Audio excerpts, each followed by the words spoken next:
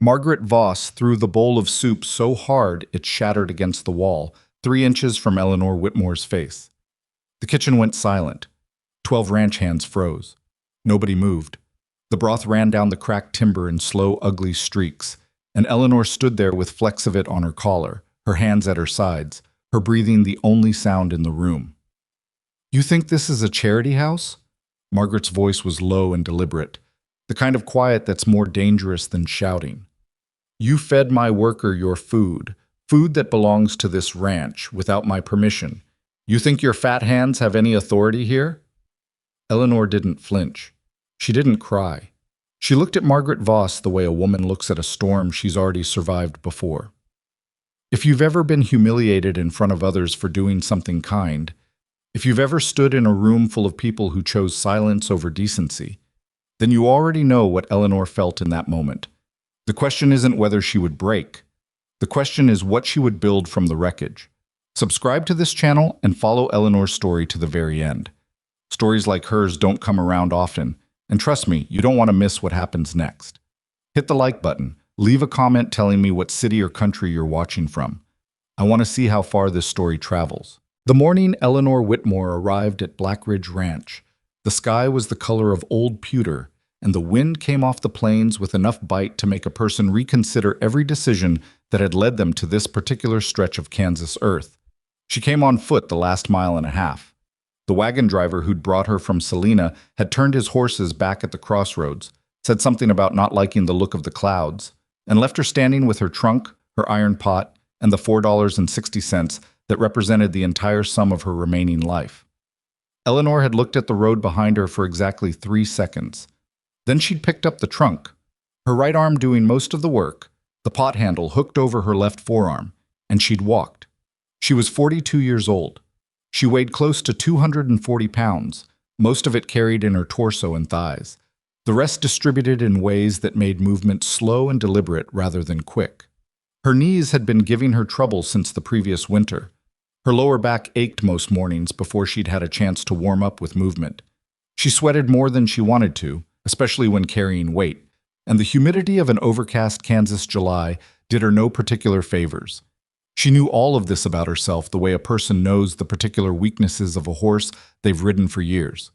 Not with shame, not with resignation, just with the flat, practical knowledge of someone who had learned that bodies tell you what they can do if you listen carefully enough. And Eleanor Whitmore had been listening to hers for a long time.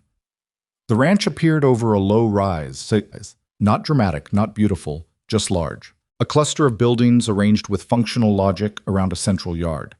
Barns, a bunkhouse, a main house that had pretensions towards something grander than it had achieved, and smoke rising from what she assumed was the kitchen building on the eastern side. There were men moving between the structures with the unhurried efficiency of people who knew exactly where they were going and had been going there long enough that thinking about it had become unnecessary. She crossed the yard. A few of the men glanced at her. One of them, young, maybe 19, with the kind of sunburn that happens when a person forgets to account for their own skin, looked at her trunk and at her pot, and then at her face with an expression that seemed to be trying to figure out which of several possible wrong conclusions to arrive at first. Eleanor stopped in front of him. "I'm looking for the head manager. Name of Voss." "Margaret Voss," he said, with the particular tone people use when they want to communicate that they don't envy you. "She's in the main kitchen." "Thank you." She found Margaret Voss standing at a long wooden table, reviewing what appeared to be supply lists. She was a woman in her late 40s, lean in the way that isn't healthy, but looks like strength if you don't know the difference, with iron-colored hair pinned back tight enough that it seemed to be pulling her expression into its permanent state of carefully managed disapproval. She looked up when Eleanor entered. Her eyes moved from Eleanor's face to her body, to the iron pot, and back to her face in a single, practiced sweep that communicated everything and nothing simultaneously. "Eleanor Whitmore," Eleanor said. "I wrote to Mr. Blackridge 3 weeks ago. He offered me the position of kitchen assistant." Margaret set down her papers. "He mentioned it." A pause. "You're larger than I expected. I cook the same regardless. The frontier isn't gentle with large people." "The frontier hasn't been gentle with me yet," Eleanor said. "I'm still here." Something moved behind Margaret's eyes. Not respect, not quite, but the slight recalibration of a person who has said something they expected to land differently. She looked back at her papers. You'll start in the main kitchen, assisting with morning meal prep. You'll be expected up before the hands. Your quarters are the room at the end of the bunkhouse, east side. She paused again. You'll share it with nothing but mice, I'm afraid. We're full up. I've shared worse, Eleanor said. The first week was not kind to her, but it wasn't catastrophic. The work was hard. Frontier kitchen work is never anything else. And her body protested in the specific ways she'd learned to expect. The back, the knees, the heat that built up inside her like a furnace whenever she stood too long near the stove. She drank more water than the other women in the kitchen. She moved more slowly. She sat when she could without losing her contribution to the workflow, which wasn't often, and she absorbed without comment the sidelong looks that passed between the younger kitchen workers when they thought she wasn't watching. She was always watching. She'd learned a long time ago that the most useful information about a room comes from the looks people exchange when they think no one can see them. The main kitchen crew consisted of 4 women besides Eleanor, a girl named Clara, who was 19 and wanted desperately to be liked, a heavy-set German woman named Hilde, who had been cooking on the frontier since before most of the ranch hands were born and who treated Eleanor with something approaching neutral respect, and 2 sisters, Ada and June Pratt, 23 and 25, who had formed between them the kind of closed system that leaves no room for anything outside itself. It was Ada who made the first real comment. Third day. Eleanor was rendering lard, a hot and unpleasant task that nobody had wanted and that Eleanor had taken without complaint. Ada walked past, looked at the sweat darkening Eleanor's collar, and said to her sister in a voice calibrated to be audible, "She's going to melt before August." June laughed. Eleanor kept her eyes on the pot and turned the handle a quarter rotation. She had not come this far to be undone by a 23-year-old who had never buried anyone. Her husband, Robert Whitmore, had died of fever 18 months earlier in a town that barely qualified as one. 4 buildings, a well, and a post office that operated out of the back of a dry goods store. He'd been sick for 6 days before Eleanor had understood that he wasn't going to get better, and she'd held his hand through the worst of it and talked to him in a low voice about things they'd meant to do and places they'd meant to see, and when it was over, she'd washed him and wrapped him herself because there was no one else, and then she'd sat in the chair beside his bed for a long time before she'd stood up and started figuring out what came next. What came next had been hard in ways that compounded. Debt she hadn't known about. A house that belonged to a landlord who was sympathetic up to a point, and the point had come faster than she'd expected. $30 she'd made cooking for a work crew building a stretch of railroad, sleeping in a tent that leaked when it rained. A winter that broke 2 of her fingers when she slipped carrying firewood, and the fingers had healed crooked because she hadn't been able to rest them properly. A letter to Thomas Blackridge, whom she'd known 20 years earlier through her husband, with a careful and honest accounting of what she could do and what she needed in return. His response had offered her $35 a month, quarters, and meals. It was less than she'd hoped and more than she'd feared. She'd taken it without hesitation. On the 5th day, she made a mistake. There was a boy, a cowboy really, barely old enough to shave the full length of his jaw, who'd been left off the meal rotation for reasons Eleanor hadn't been told and suspected were punitive. He was sitting outside the main kitchen on an overturned crate when she came out to empty the scraps, and the hunger on his face was the kind that isn't dramatic. Just steady, just there. The kind of hunger that has been present long enough that the person carrying it has stopped expecting it to go away soon. Eleanor looked at him. She thought about the rules of the kitchen, which she'd been given on her first day and had taken seriously. She thought about the lard she'd rendered and the biscuits that were cooling and the 2 that had cracked badly enough during baking that they were going to be thrown to the dogs regardless. She handed him the 2 biscuits and a cup of the broth she'd been carrying to pour out. "Don't say anything about where it came from," she said. "Yes, ma'am." She went back inside. She didn't see who told Margaret. She suspected Ada, though she never confirmed it. She was at the stove 40 minutes later when she heard the door open and felt the change in the room's atmosphere, the way you feel a weather shift. Not through any one sense, but through all of them simultaneously. She turned around. Margaret Voss was standing in the doorway with an expression that had moved past disapproval into something colder and more purposeful. The boy from the crate was visible behind her, and from the look on his face, the conversation he'd already had hadn't been comfortable. "You fed him," Margaret said. 2 broken biscuits and broth that was going to the yard anyway. That is not your decision to make. They would have gone to waste. That, Margaret said, walking forward, is also not your decision. She stopped at the table and her hand moved to the bowl of soup that was sitting there, finished, ready to be served, and she picked it up. You came here with nothing. You were given a position out of generosity, and on your 5th day you decide that the rules of this kitchen don't apply to you because you've decided what counts as waste. The boy was hungry. Every hand on this ranch is hungry at some point. If I feed every stray that looks at me with sad eyes, I'll have nothing left and no order to run. Do you understand that? Eleanor understood it. She also understood that understanding something and agreeing with it are not the same operation. He was being punished, Eleanor said. Withholding food as punishment is... That was when Margaret threw the bowl. The sound of it hitting the wall. The crack of ceramic, the wet impact of the broth. The smaller sound of the pieces falling, hit the room like a slap. Clara flinched so hard she knocked a spoon off the counter. Hilda went still, wooden expression unchanged. Ada and June exchanged a look that contained something uncomfortably close to satisfaction. Eleanor stood in the spray of it, a splash of broth on her collar, a fragment of ceramic near her left boot, the wall behind her running with liquid. She didn't move. She kept her hands at her sides and her face arranged in the particular stillness she'd learned, not from strength, not initially, but from years of understanding that the first person to show emotion in a situation like this is the person who loses. Margaret's voice was steady again. The throwing had apparently resolved something for her. You will move out of the main kitchen today. There is a bunkhouse on the south end that hasn't been used in 3 years. You'll operate from there. You'll receive no ranch supplies. A pause.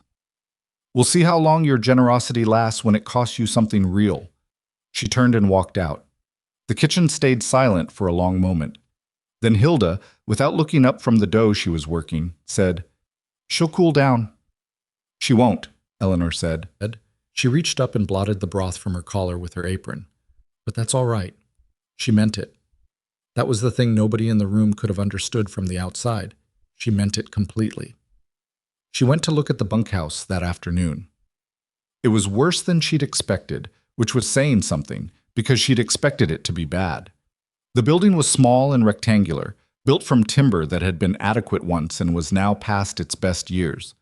The stove was a squat cast iron thing that had been pushed against the east wall and left to accumulate the rust of 3 idle summers. 2 windows, both with the glass broken out, the gaps stuffed with rags that had themselves become homes for things Eleanor preferred not to examine closely.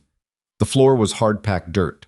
The roof had a spot over the northwest corner where the light came through in a way that wasn't architectural. A long table ran down the center of the room, scarred and unsteady on its legs. 3 mismatched chairs. Eleanor stood in the middle of it and turned slowly, cataloging. The stove was salvageable. She could see that. The rust was surface rust. Bad, but not structural. It would take time and effort to clear it, but the iron underneath was sound. The windows could be covered with oilcloth until she could source proper replacements. The roof leak was over a corner she could work around. The floor could be swept and the dirt compressed to a firmer state with water and time. It was not a kitchen. It was the idea of a kitchen after years of neglect had done their work. She thought about Margaret's face when she'd delivered the sentence. The satisfaction that had been running underneath the neutrality. The certainty that this was the end of Eleanor Whitmore's brief and undistinguished presence at Black Ridge Ranch. Eleanor picked a splinter off the edge of the long table and turned it between her fingers. All right, she said to the empty room. She moved her trunk in before sundown. The next 3 days were the hardest kind of hard. The kind that doesn't have any dramatic peaks. Just a continuous grinding pressure that tests whether a person's will is real or merely the idea of will. Eleanor worked on the stove with a wire brush she'd found in the barn and a tin of lard she'd brought from her trunk, working the rust loose in layers, her arms aching from the repetitive motion, her back complaining in the way she'd learned to interpret as protest rather than injury. The first day she worked for 6 hours and cleared perhaps a third of the worst rust. The second day she worked the stove in the morning and addressed the windows in the afternoon, cutting oilcloth from a piece she'd traded her second-best kitchen knife for with a hand named Ferris, who'd had it in his kit and no particular use for it. She had not told anyone she'd made the trade. She'd also not told anyone about the small store of dried beans she'd carried in the bottom of her trunk, or the salt and the dried herbs wrapped in cloth, or the $3.40 she'd kept in a leather pouch sewn to the inside of her skirt. Robert had always said she was the most quietly strategic person he'd ever known. He'd meant it as a compliment. She'd taken it as one. By the fourth day, she had a functioning stove. Not clean, not pretty, but functional. She'd found a bucket, fixed its handle with a length of wire, and hauled water from the creek that ran behind the south fence until she had enough to start cooking. She had beans and salt and the dried herbs and a courage that had no particular name but was related to stubbornness the way a river is related to rain, same origin, different force. She made a simple bean soup. Beans, water, salt, the dried onion she'd packed, a pinch of the dried chili pepper that Robert had always called her secret weapon. She let it cook for 2 hours, the smell spreading out through the broken-windowed room, and then further, carried on whatever breeze the Kansas afternoon was willing to offer. She didn't have to wait long. The first person who appeared in the doorway was the young cowboy she'd fed before, the one whose hunger had started all of this. His name, she'd learned, was Caleb Marsh. He was 21 from Missouri, and he'd been working at Black Ridge for 8 months doing whatever needed doing and getting paid slightly less than he was worth for it. He stood in the doorway looking at the steam rising from the pot on the stove, and then at Eleanor, who was sitting in one of the mismatched chairs with her swollen right ankle elevated on the edge of the table, because she'd twisted it slightly on a loose stone that morning, and the ankle had responded with the enthusiastic inflammation that her body had always favored as a response to minor injury. "Smells good," he said. "It's not fancy." "Nothing out here is." "Come in, then." She nodded at the table. "Bring that crate over for a chair. The third chair has a leg that's not to be trusted." He came in. He brought the crate.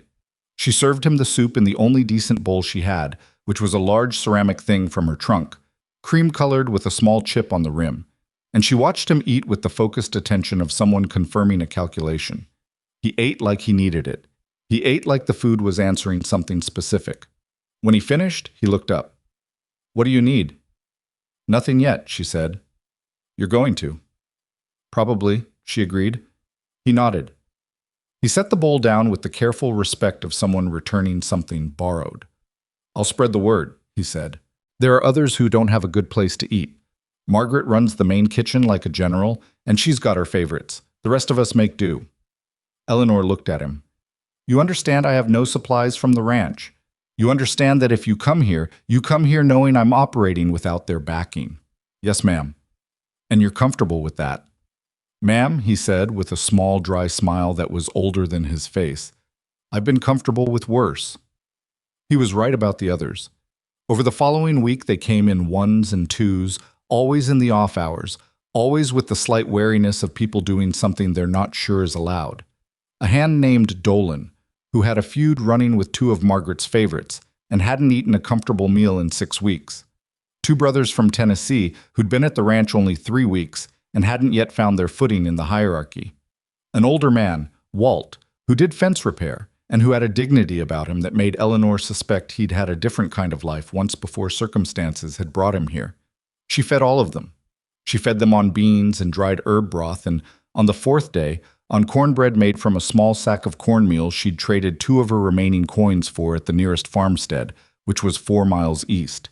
She'd walked there on her twisted ankle, which had improved but not fully, and she'd come back with the cornmeal and a piece of information more valuable than the cornmeal.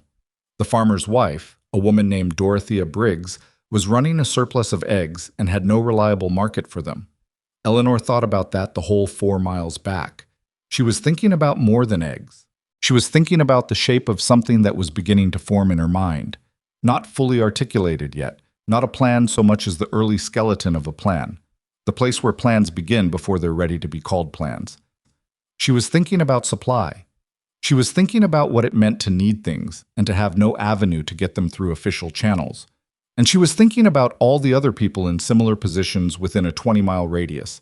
Farmers with surplus, travelers with needs, workers without access to proper food, small operations that had something to offer but no mechanism to offer it through. Margaret had cut her off from the ranch's supply chain, believing that without it, Eleanor would have nothing. What Margaret had failed to understand was that Eleanor had spent the last 18 months building an entirely different relationship with the concept of nothing. Nothing was familiar to her. She'd navigated nothing before. Nothing was not a wall. It was a starting condition. She got back to the bunkhouse kitchen in the late afternoon, ankle throbbing, cornmeal under her arm, and found Walt sitting on the overturned crate outside the door. "Heard you'd gone to the Briggs place," he said. 4 miles. "On that ankle?" "The ankle went with me. It complained the whole way, but it went." He looked at her for a moment with something in his expression that wasn't quite admiration. It was something quieter than that, something that hadn't decided yet what it was. "What are you building here?" he asked. Eleanor considered the question with the seriousness it deserved. "Something that lasts," she said. She went inside and started on the cornbread. By the end of her second week in the bunkhouse kitchen, she had a fragile but real economy going. Dorothea Briggs's eggs came every 3 days, brought by the Briggs's youngest son, a boy of 12 who Eleanor paid in meals rather than money, which was acceptable to Dorothea because the boy had been too thin all summer, and the meals were doing what a mother's worry alone couldn't. A farmer named Pruitt, 4 miles in the other direction, had agreed to sell her vegetables at the end of each week, at a price that accounted for the fact that Eleanor had no leverage, and he had plenty, meaning the price was higher than she wanted and lower than he'd initially proposed, because Eleanor had sat across from him at his own kitchen table and laid out quietly and without drama exactly what she had to offer in exchange and exactly what she needed and why. And Pruitt, who was a practical man, had found the logic of it more persuasive than he'd expected to. She was not friends with either of them. She was not charming in the way that makes people do things for reasons they can't fully explain afterward. She was direct, honest, and reliable in a way that on the frontier in 1885 was rarer than it should have been and more valuable than people generally admitted. The word spread in the way that words spread in places where people are hungry and tired and slightly starved for anything that feels like dignity, slowly, then not slowly at all. She was in the middle of making a stew, the 4th batch that week, a larger one because she'd calculated that she was going to have 12 people rather than the usual 8, when Margaret Voss appeared in the doorway of the bunkhouse kitchen. Eleanor heard the footstep and knew it before she turned around. There's a particular rhythm to the footfall of someone who's walking toward a confrontation. They've engineered a certain deliberateness, a certain weight to each step that has more intention in it than direction. She turned around slowly, ladle in hand. Margaret stood in the doorway and looked at the room, the clean stove, the covered windows, the table where 4 of the hands were eating at that moment, conversation stopping as the men registered who had just walked in. She took it all in with an expression that was trying to be contempt and landing somewhere closer to confusion. "You can't run a kitchen on charity," Margaret said. "I'm not running it on charity," Eleanor said. "What are you running it on?" "Trades, work, arrangements." Eleanor set the ladle down on the edge of the pot. "The same things people have always run things on when they didn't have access to someone else's resources." Margaret's eyes moved to the men at the table. "You're poaching my workers. I'm feeding people who weren't being fed. That's a different thing. It looks the same from where I'm standing." "Then you might want to consider moving," Eleanor said. She kept her voice even. She was aware of the men at the table and aware that what happened in the next 30 seconds would mean something to them in a way that extended beyond this room and this afternoon. "I'm not competing with your kitchen, Mrs. Voss. I don't have the resources for it, and I don't have the interest. What I have is a stove and some basic supplies and people who are hungry. That's all." "You have a corner of this ranch that belongs to Thomas Blackridge," Margaret said. "You're here on his sufferance." "I'm here on a letter of employment signed by Mr. Blackridge, yes," Eleanor said. "And that letter didn't specify that my employment was conditional on running things according to your preferences." The silence that followed was not comfortable. It was the kind of silence that precedes a decision, and Eleanor didn't know which decision Margaret was making inside it. What she knew was that she wasn't going to fill it first.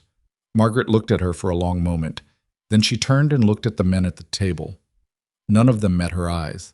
Then she turned back to Eleanor. "This isn't finished," she said. "I know," Eleanor said. Margaret left. Caleb exhaled. Walt, who hadn't been present for the initial confrontation but had arrived in the middle of it, set his spoon down carefully and looked at Eleanor. "She'll go to Blackridge," he said. "Probably. Eleanor agreed. And then? Eleanor picked up the ladle and went back to the stew. And then we'll see what kind of man Thomas Blackridge actually is. She stirred. The steam rose. Outside, the Kansas afternoon went on doing what Kansas afternoons do, indifferent, vast, and entirely unbothered by the small and consequential dramas of the people moving through it. Eleanor's back ached. Her ankle was complaining again in a low, chronic way that she'd learned to file under tolerable. She needed to start planning for the following week's supplies, because the Briggs eggs weren't going to cover the protein she'd need if the number of people coming to her kitchen kept growing at the current rate. She needed to think about whether there was any way to fix the northwest corner of the roof before the fall rains started. She needed to figure out what to do if Thomas Blackridge decided, after Margaret's account of things, that the south bunkhouse kitchen was more trouble than it was worth. She stirred the stew and did not let any of this show on her face, because the men at the table were watching her without appearing to watch her, and what they were watching for, she knew, was whether she was afraid. She was. She was genuinely afraid of losing the roof over her head again, of the $4 and change dwindling to nothing, of her body failing her before she'd built anything solid enough to stand on its own, of the particular loneliness that comes when a person realizes they have no margin for error left. But fear had never been the point. The point was what you did while you were afraid. She served the stew. It was good. Not perfect. Never perfect. The beans a little soft from being held too long over the heat. The cornbread from this morning gone slightly dry at the edges. But it was warm, and it was honest, and it was made by a woman who understood, bone deep, what it meant to eat something prepared by someone who had thought about your hunger as a real thing worth attending to. At the table, Dolan said something that made the Tennessee brothers laugh. Walt asked Caleb something about the south fence. The conversation rebuilt itself the way conversation does when the threat is passed, and Eleanor stood at her stove in her bunkhouse kitchen at the south end of Blackridge Ranch and listened to the sound of people eating food she'd made and felt, in the middle of all the uncertainty and the aching back and the leaking roof and the looming question of Thomas Blackridge's judgment, something that she hadn't felt in a long time. Not happiness, exactly. Something more durable than that. The feeling of being exactly where the work was. Thomas Blackridge was not a man who came to you. You went to him, and you waited, and if he decided the matter was worth his time, he received you in the small office off the main house that smelled of horse leather and old paper, and the particular mustiness of a room where important decisions had been made, and not all of them had been good ones. Eleanor waited 2 days before he sent for her. She used those 2 days the way she used most things, practically. The northwest corner of the roof got a temporary patch using a piece of oilcloth and 4 nails she'd pulled from a board that had rotted loose from the south wall. The stove got its second cleaning, this one focused on the interior of the firebox where the ash had built up unevenly. She made a list of supplies she needed in order of urgency, and beside each item noted where she might source it and at what probable cost, and when she looked at the numbers, they told her something she already knew. She was operating at the edge of what was sustainable, and the edge was closer than she'd like. When the summons came, a boy sent from the main house, not Caleb, a different boy, younger, with the blank expression of someone delivering a message he hasn't been told the content of. She washed her hands, changed her collar, and walked to the main house without hurrying. Thomas Blackridge was older than she'd expected. She'd known him 20 years ago through Robert, who'd done some surveying work for Blackridge's father in the early days, and the man she remembered had been vigorous and decisive in the way that people who've inherited something they intend to expand tend to be. The man behind the desk was still decisive. That came through in the way he sat and the way his eyes moved to her and stayed there. But vigorous was maybe too generous a word now. I was 61 or 2, gray in a way that was comprehensive rather than distinguished, and his right hand rested on the desk with the stillness of a hand that had been giving him trouble. "Mrs. Whitmore," he said, "sit down." She sat. He looked at her the way men look at problems they're trying to categorize. "Margaret tells me you've been running a competing operation out of the south bunkhouse." "I've been feeding people who weren't being fed," Eleanor said. "That's accurate. I wouldn't call it competing. She calls it undermining. Mrs. Voss and I have a difference of opinion about what the word means." Something moved at the corner of Blackridge's mouth. Not a smile exactly, but the muscular memory of one. "She also tells me you talked back to her in front of the hands." I answered her questions honestly in front of the hands. If that reads as talking back, I can't do much about that. He looked at her for a moment. You haven't changed, he said. Robert used to say you were the most direct woman he'd ever met. The mention of Robert landed the way it always did. Not sharp, not soft, just present, like a stone you know is in the path and step around without breaking stride. Robert was kind, she said. I'm just practical. Why are you still here? Blackridge asked. Margaret expected you to be gone in a week. I half expected it myself, if I'm honest. I know. And? And I had nowhere else that made sense to go, Eleanor said, and the work needed doing. Both things are true. He was quiet for a moment.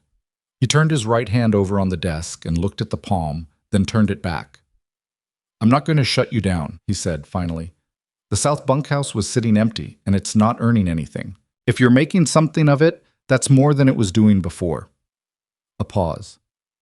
But you're operating on my property with no formal arrangement beyond the kitchen assistant position, which by any reading you vacated by moving to the bunkhouse. What kind of formal arrangement would you want? He told her. It was not generous. A percentage of whatever she earned from non-ranch sources, access to a limited supply of basics from the ranch stores in exchange for feeding any overflow of workers that the main kitchen couldn't handle on high-demand days. The terms assumed she would earn enough from outside sources to make the percentage worth collecting, which was itself an implicit acknowledgement that he thought she might actually succeed. Eleanor sat with the terms for a moment. She thought about what to push back on and what to accept. She accepted most of it. She negotiated the percentage down by 2 points by pointing out, without drama, that without any supply base she'd had to build an entire sourcing network from scratch, and that network had value that predated this conversation. Blackridge looked at her for a long moment after she said that. 2 points, he agreed.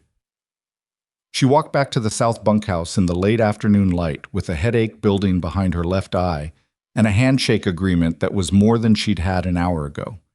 It wasn't security. It wasn't stability. It was a foothold, and Eleanor had learned enough about footholds to know that you don't evaluate them against what you wish you had. You evaluate them against where you were standing before you found them. She had more than she'd had yesterday. She went inside and started on dinner. The headache came from a place she recognized, the sustained tension of a morning spent performing a particular kind of controlled calm that cost something real to maintain. She'd sat in Thomas Blackridge's office and been precise and measured and entirely in command of her presentation, and that had required a suppression of everything that wasn't useful in that room, which meant the fear and the exhaustion and the memory of Robert saying her name in the particular way he'd said it in the last days when talking cost him effort he didn't have. She'd put all of that somewhere else for the duration of the conversation, and now it was finding its way back, as it always did, at its own schedule and not hers. She rubbed the back of her neck with one hand and stirred the pot with the other and let the headache do what it was going to do. Walt came in early, as he'd started doing, not because he needed to, but because he'd taken on, in his quiet way, a kind of unofficial presence in the kitchen, fixing small things without being asked, keeping the woodpile outside the door stacked and dry. He was, she'd gathered over their conversations, a man who'd had a family and a farm in Ohio and had lost both in a sequence of events he'd described once, briefly, in a single paragraph of flat sentences that contained the weight of a book. He didn't talk about it further, and Eleanor didn't ask. She understood the particular courtesy of not asking people to carry things out into the open that they've chosen to keep in the interior. He looked at her face when he came in and said nothing about the headache or what it probably meant about the morning. He just went to the woodpile and brought in 2 more pieces and added them to the fire in the stove without comment. He's keeping me on, Eleanor said. I heard. Good news travels fast. On this ranch, all news travels fast. It's the only entertainment we have. He settled onto the crate. Margaret? She won't like it. She won't. He folded his hands between his knees. She's going to make it difficult. She's already making it difficult, Eleanor said. Difficult is manageable. It's only a problem if it becomes impossible, and I don't intend to let it get there. Walt nodded slowly. He had a way of receiving information that suggested he was placing it into a larger structure he was building in his head, filing things, testing them against other things, arriving at conclusions he then kept largely to himself. There's a man comes through here every few weeks, he said. Trail boss, name of Garrett. Runs supply between here and Dodge City. He stops at the main kitchen, eats Margaret's food, doesn't look impressed. He's been looking for a cook to take on long runs. Eleanor kept stirring. Tell me more about Garrett. Big man. Fair. He doesn't overpay and he doesn't underpay, which makes him better than most. He's got a reputation for bringing his crews through in one piece, which means he cares about their condition, which means he cares about what they eat. Walt paused. He'll be through in about 10 days. You think he'd stop here? I think if the food is right and the word has spread enough, he might.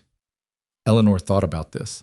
She thought about supply routes and word of mouth and the arithmetic of a reputation that was still forming, still fragile, still entirely dependent on her being able to maintain quality without the infrastructure that quality usually requires. I need more cornmeal, she said, and I need to find a reliable source of salt pork before the weather turns. Pruitt has a hog he's been meaning to slaughter. I know. I need to talk to him about it before someone else does. They sat with the practical reality of that for a moment, and outside the wind picked up and moved through the gap in the oilcloth on the east window with a sound that was somewhere between a whistle and a complaint. The days that followed had a rhythm to them that Eleanor came to depend on, not because the rhythm was easy, but because it was hers. Up before light, fire in the stove, water hauled, the planning that happened in the early quiet before anyone arrived, when she could think without interruption about what was needed and what was possible and how to close the distance between those two things. She went to Pruitt about the hog.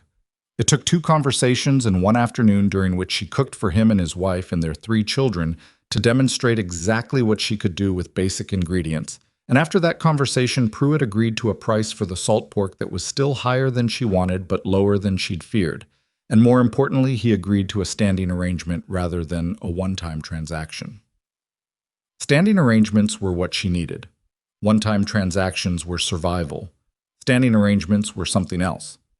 She went to the Briggs farm and negotiated a larger egg supply by helping Dorothea with 2 days of preserving work, her hands moving through the familiar labor of sealing jars, while Dorothea talked about her sister in Indiana and the summer's heat and the way her oldest boy was growing so fast she couldn't keep his shirts long enough to be worth mending.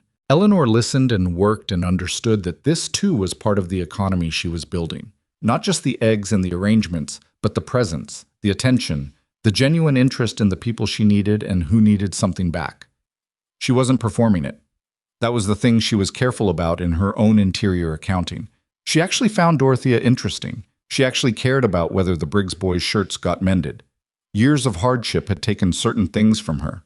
She had less patience for pretension than she'd once had, less energy for conversations that went nowhere useful, but it had not taken her interest in people. If anything, it had sharpened it, the way a whetstone sharpens a blade by removing what isn't necessary. It was during the second day at the Briggs farm that she heard about the Harmon crew. Dorothea mentioned it obliquely, something about how the men working the Harmon cattle operation 20 miles south had been complaining about their cook, who had apparently left without notice 3 weeks prior and been replaced by a hand who was enthusiastic but not skilled. 20 men eating bad food, Dorothea said, gets ugly fast.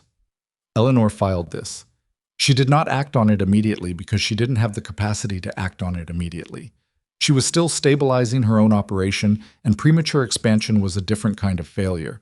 But she filed it in the part of her mind where useful information lived until it was actionable. She walked back to the south bunkhouse that evening with her back aching in the specific way that 2 days of jar sealing produced, and her mind running the numbers on what the expanded egg supply would allow her to do with her morning offerings, and whether there was any way to get the roof patch properly fixed before October. She found Caleb waiting outside with a look on his face that she'd come to read as his version of bad news. Not panicked, but careful. The look of a young man who's figured out that how you deliver information matters almost as much as the information itself. What happened? She said. It wasn't a question. Margaret got to Pruitt. Eleanor stopped walking. What does that mean? She sent one of the Pratt girls out to his farm this afternoon, offered him a standing supply contract from the ranch stores. Better price than what he's getting from you, paid up front. Caleb's jaw moved. He took it. The Kansas evening went on around her. A bird somewhere in the direction of the creek made a sound and then stopped. The wind pressed against the oilcloth in the east window of the bunkhouse with its usual complaint. Eleanor thought about Pruitt. She thought about the afternoon she'd spent at his table, laying out her situation with honesty and the quiet persuasion of someone who had nothing to work with except the truth. She thought about what it felt like to discover that the truth, while necessary, was not always sufficient. "How long ago?" she said. 2 hours, maybe. She did the calculation. If Pruitt had committed, the salt pork arrangement was gone, the vegetable supply was gone. A significant portion of what she'd built in 3 weeks of careful work had been removed from under her with a move that cost Margaret almost nothing.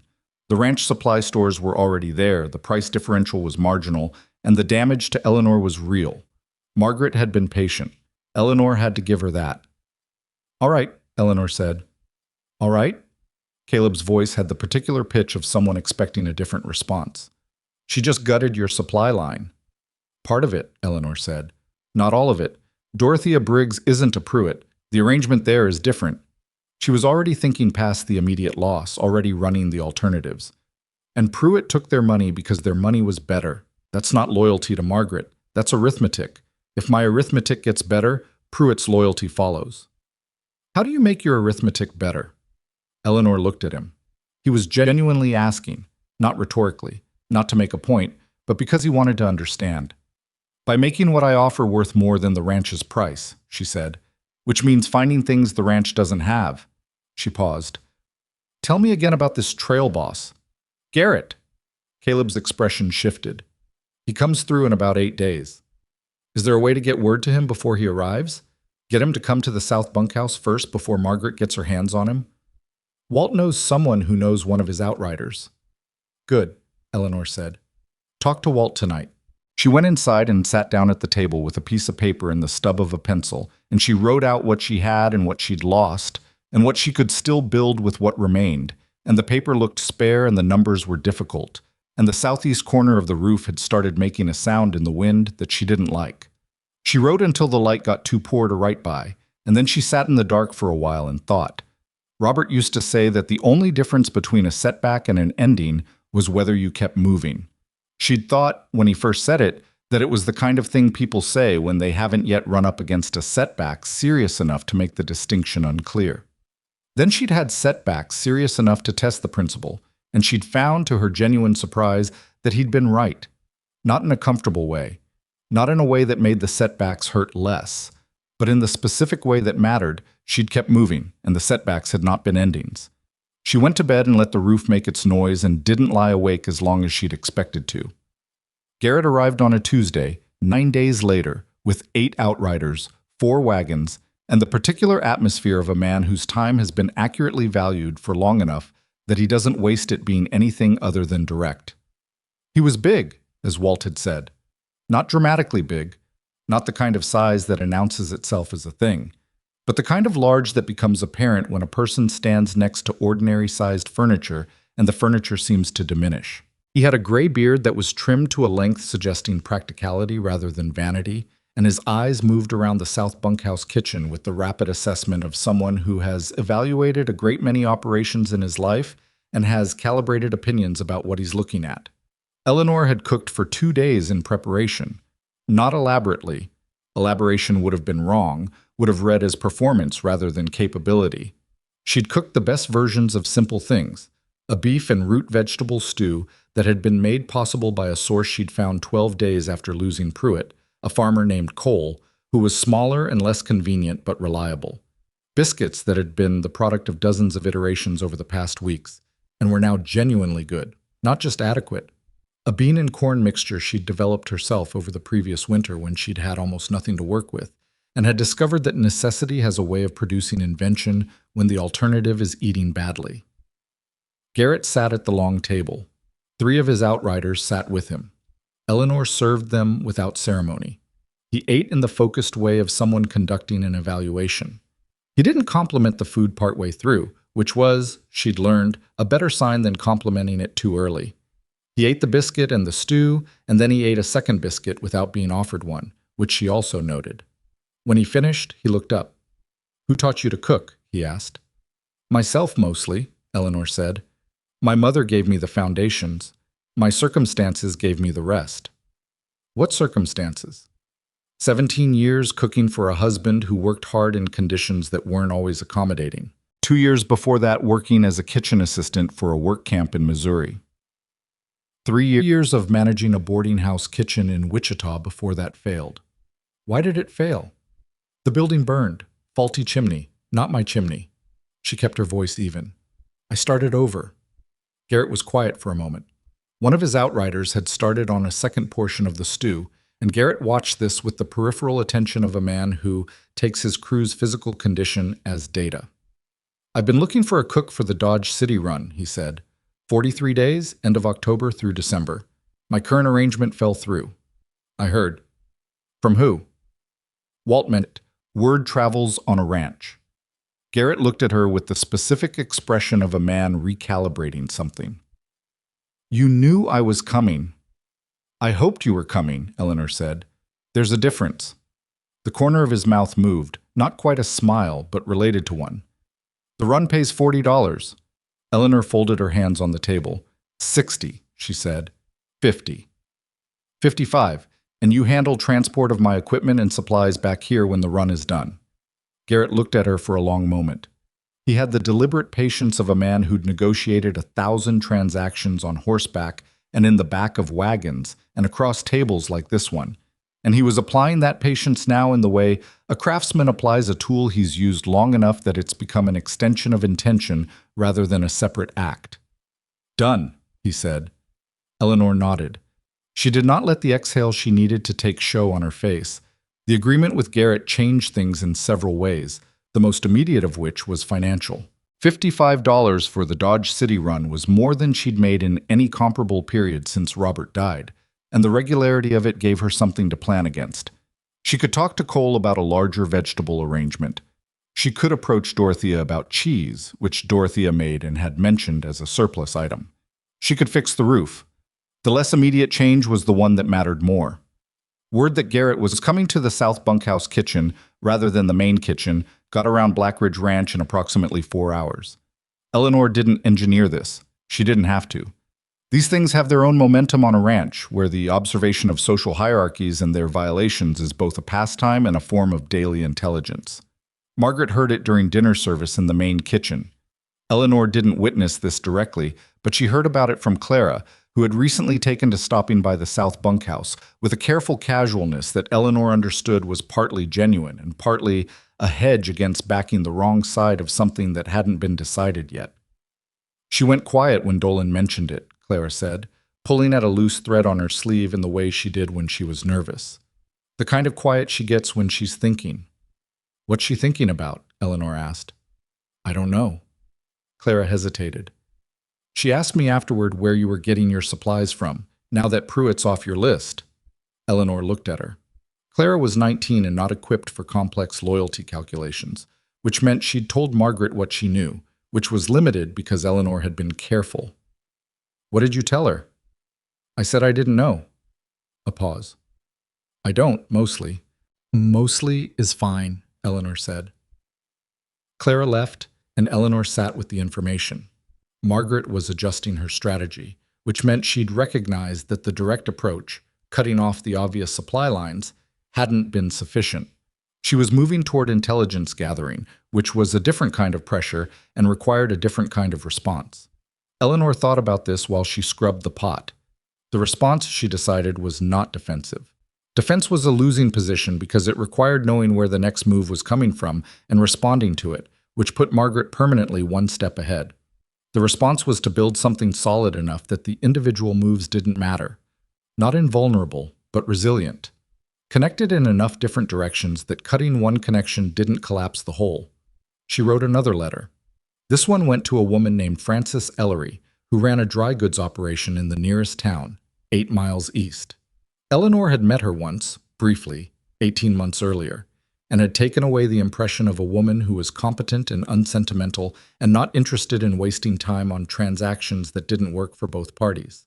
She laid out in the letter what she needed and what she could offer in exchange, and she kept the letter short because she suspected Frances Ellery was not a woman who enjoyed reading long letters.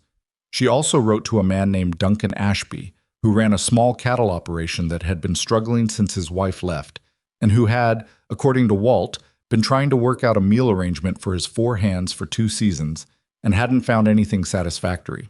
Eleanor proposed something specific. She would cook for his hands twice a week, delivered, in exchange for a share of his next beef slaughter. She sent both letters with the Briggs boy on his next egg delivery. 3 days later, Frances Ellery rode out herself to have a look. She was a compact woman in her late 40s, with the particular economy of movement of someone who has learned to calibrate exactly how much energy a given action requires and wastes none beyond it. She looked around the South Bunkhouse kitchen with the same rapid assessment that Garrett had applied, though her version of it was quieter. "What are you short on?" she said. Not as a question. Eleanor told her. Flour, primarily.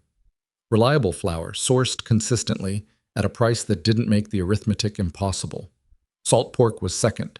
Sugar was a luxury she wasn't currently accessing at all. Frances listened. "I can do flour and salt pork," she said. "Sugar is harder, but possible seasonally." "What do you want in exchange?" "3 things. Frances sat down, uninvited, in the chair with the reliable leg, which Eleanor noted. She'd come prepared. "First, I want feeding credit for myself and my 2 clerks whenever we pass through. Second, I want right of first refusal if you ever expand to a larger operation. Third, I want to be able to send customers your way for prepared food orders when they ask for it, and I want a 10% introduction fee on any business that comes through from my referrals." Eleanor looked at her. "The introduction fee is high." "It's market rate."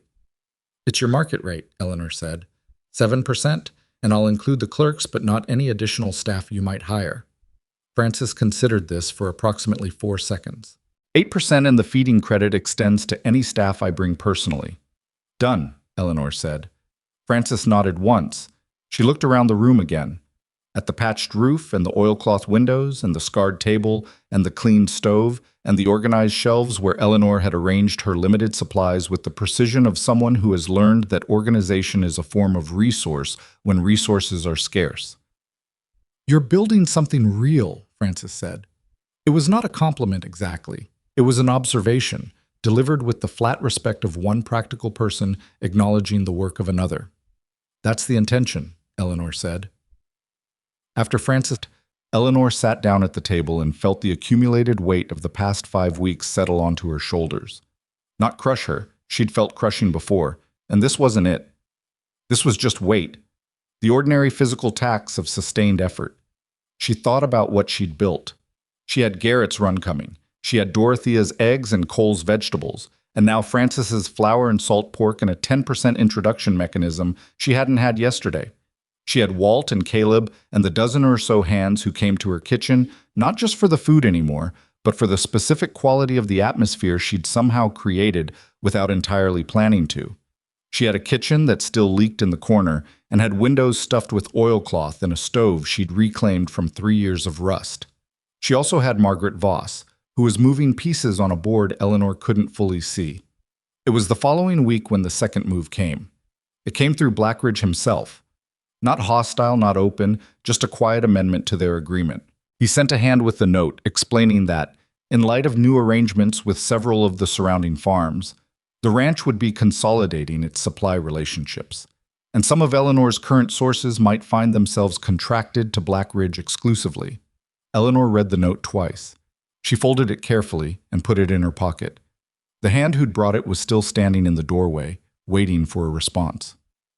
"Tell Mr. Blackridge I received his note," Eleanor said, "and tell him I'll be wanting to speak with him before the end of the week."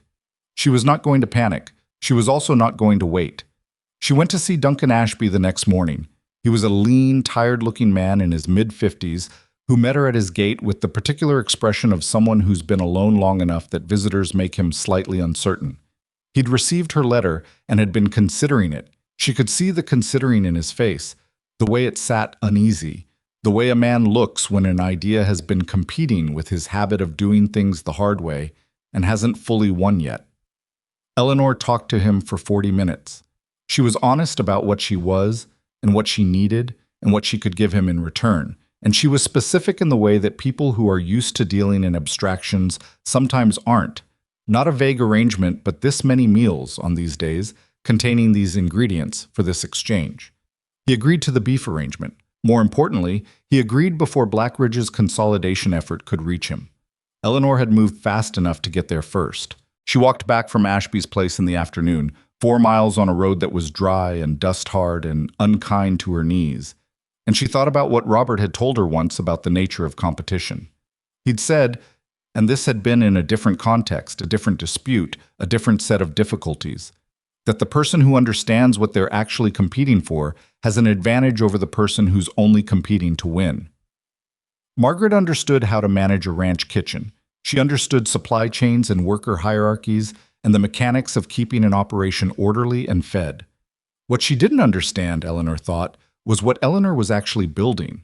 She wasn't building a kitchen. She was building a network, a web of relationships and exchanges and mutual dependencies that didn't run through the ranch at all, that existed independently of Blackridge's supply stores and Margaret's authority and the entire power structure of the property she was technically standing on.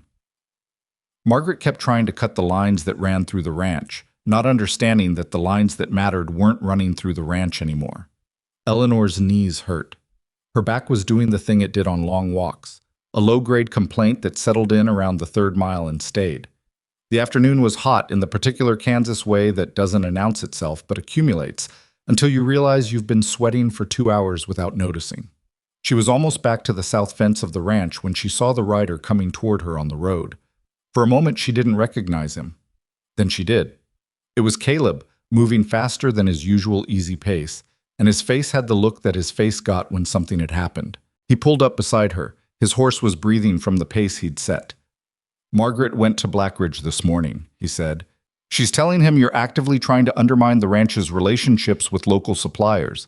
She's got a list. Names, transactions." He paused. "She's pushing him to terminate the arrangement entirely and give you until the end of the month to clear out." Eleanor kept walking. "You heard me?" Caleb said, walking his horse alongside her. "I heard you." "Eleanor." He said her name the way young people say the names of older people they've become unexpectedly attached to, with a slight, involuntary tenderness that embarrasses them slightly. "This could end it." "It could," she agreed. "It won't." "How do you know?" She looked up at him on the horse. He was 21 years old and had been hungry and invisible before she'd handed him 2 broken biscuits and a cup of broth, and he'd repaid that in every way a person could repay something. And she felt for him what she hadn't expected to feel for anyone on this ranch, a genuine affection that was neither maternal nor sentimental, but simply the warm, practical recognition of a person who had turned out to be worth knowing. "Because I'm going to talk to Blackridge before Margaret gets the room arranged the way she wants it," Eleanor said, "and because I have something to show him that Margaret hasn't accounted for." "What's that?" Eleanor considered the question. The answer was simple enough, but it was the kind of simple that takes a long time to arrive at. "What the South Bunkhouse kitchen is actually worth," she said. She walked the last half-mile to the ranch with her knees aching and her back complaining and the late afternoon sun pressing down on the dark cloth of her dress. And she was not thinking about fear, though the fear was there. She was thinking about Garrett's run and Francis Ellery's flour and Duncan Ashby's beef and Dorothea Briggs's eggs, and the dozen hands who came to her kitchen not just for food, but for the particular quality of being received as people worth feeding. She was thinking about what something is worth when you account for all of it. When you don't just count the supplies and the transactions, but also the thing that happens when people eat food made by someone who considered their hunger as real. She was thinking about how to explain this to Thomas Blackridge in language he would understand. By the time she reached the main house, she had the shape of it. She knocked on the door and asked for him, and she was shown in without waiting, which was itself information. He'd been expecting her, which meant Caleb's information had been accurate, and the morning had been as active as described. Blackridge was standing this time, not sitting, which was also information. He looked at her with an expression she hadn't seen on him before. Not hostile, not quite, but under pressure in a way that suggested he was being pulled in directions he hadn't entirely decided between. "She's been to see you," Eleanor said. Not an accusation, just a fact established between them so they didn't have to circle around it. "This morning," he confirmed. "Then I'd like to show you something," Eleanor said. "If you'll give me until tomorrow morning, I'll have it ready. Come to the South Bunkhouse at 7. He looked at her for a moment. She could see him calculating the cost of giving her until tomorrow against the cost of not knowing what she was going to show him. 7. he said. Eleanor went back to the bunkhouse and started working, and she worked until the light was gone, and then she lit 2 candles and worked some more, and Walt came in at 9 and found her at the table with the paper and the pencil and the careful columns of numbers, and he looked at what she was doing, and then he looked at her face, and then he sat down without being asked and said, "What do you need?" "Testimony," she said. "Yours, Caleb's, Dolan's, the Tennessee brothers if they'll do it. What this kitchen has meant, what the food has done for people who weren't being reached." Walt was quiet for a moment. "You're going to put it in front of Blackridge." "I'm going to show him what he actually owns," Eleanor said. "Not the building. The building is worth almost nothing. What he owns is the goodwill of every farmer and trail boss and supplier who's come through this door in the last 5 weeks. That's worth something real. I just have to make the numbers show it." Walt looked at the paper. He looked at what she'd written. "I'll get the others," he said. Outside, the Kansas night was the particular black that happens when clouds cover the stars, full and complete, and the wind moved through the oilcloth and the patched roof and the imperfect walls of the South Bunkhouse kitchen with the indifferent persistence of wind that has been moving across this particular piece of earth long before any of them arrived and will be moving across it long after. Eleanor bent over her paper in the candlelight and wrote, and the numbers told a story she believed in, and she was going to make sure Thomas Blackridge heard it before Margaret finished shaping the version she preferred. Thomas Blackridge arrived at 7 on the dot. Eleanor had been up since 4:30. The fire in the stove had been going since 5. The coffee, real coffee, not the chicory substitute she'd been using most mornings, was made from the last of a small supply she'd been holding back for a specific occasion, and she'd decided at 3 in the morning, lying awake listening to the wind work at the roof patch, that this was the occasion. He came alone, which she'd hoped but hadn't counted on. He stood in the doorway of the South Bunkhouse kitchen and looked at what she'd done with the room. The clean surfaces, the organized shelves, the covered windows letting in the early light in long pale strips. And then he looked at the table. She'd laid it out the way a person lays out evidence when they want the evidence to speak before they do. The paper with the numbers was in the center. Around it, she'd placed a written account from Walt, one from Caleb, and brief statements from Dolan and both Tennessee brothers, each of them written in the particular plain-spoken language of people who work with their hands and don't dress things up. She'd also placed Frances Ellery's initial letter, not because Frances had given her permission to use it, but because it demonstrated the kind of credibility that a trail goods operator extending an 8% introduction agreement represented in concrete terms. Blackridge sat down. He read, "I'm not going to remove her," he said finally. "I'm not asking you to." "Then what are you asking?" Eleanor folded her hands on the table. "I'm asking you to let me continue operating the South Bunkhouse kitchen under the terms we agreed to, with the understanding that what I'm building here is adding value to this ranch, rather than drawing it away. I'm asking you to look at those numbers and tell me honestly whether Margaret's account of what I'm doing matches what the paper says." Blackridge looked at the paper again. "The roof needs fixing," Eleanor said. "If I'm going to run a legitimate operation through winter, I need the structure to be sound. I'm not asking you to pay for it. I'm asking for permission to fix it using materials I source myself and labor I arrange myself." He looked at her. "You'd pay for your own roof repairs." "It's my kitchen to run. The materials are my responsibility."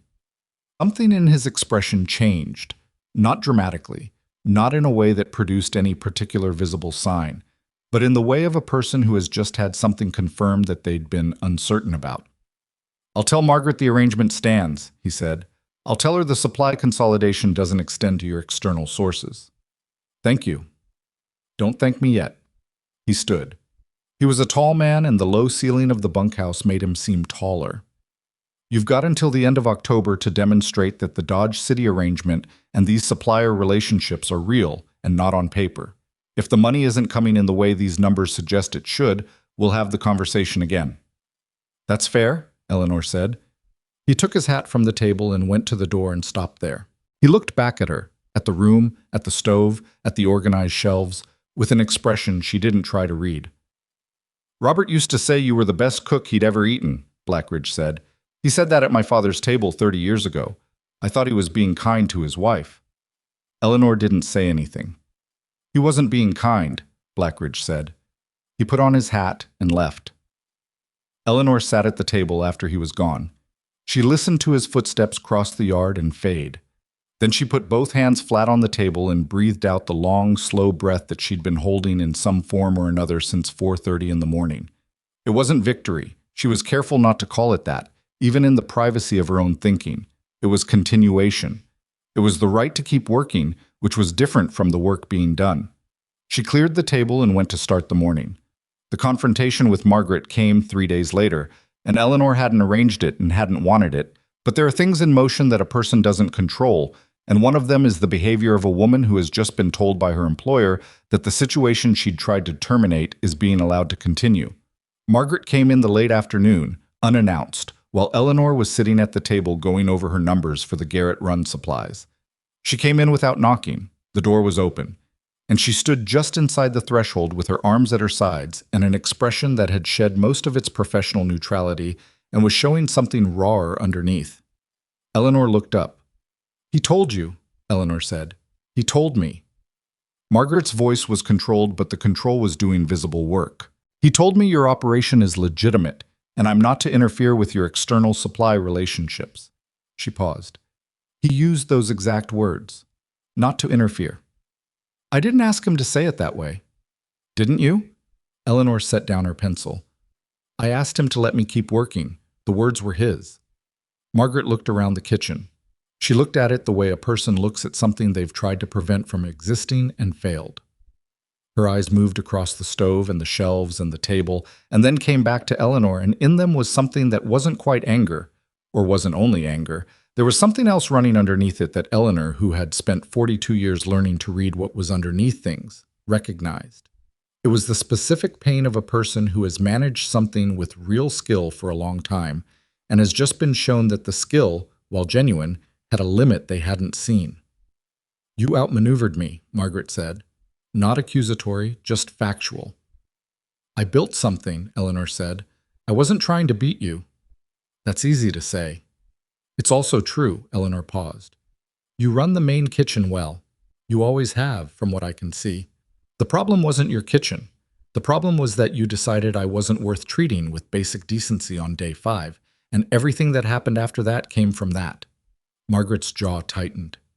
"You fed a hand who was being disciplined, without permission." "I fed a hungry young man with 2 biscuits that were going to the yard otherwise," Eleanor said. "And then you threw a bowl of soup at my head in front of 12 people. Those things happened. And then I moved to the South Bunkhouse and built something from nothing while you tried to take apart whatever I managed to build." The silence between them was not comfortable.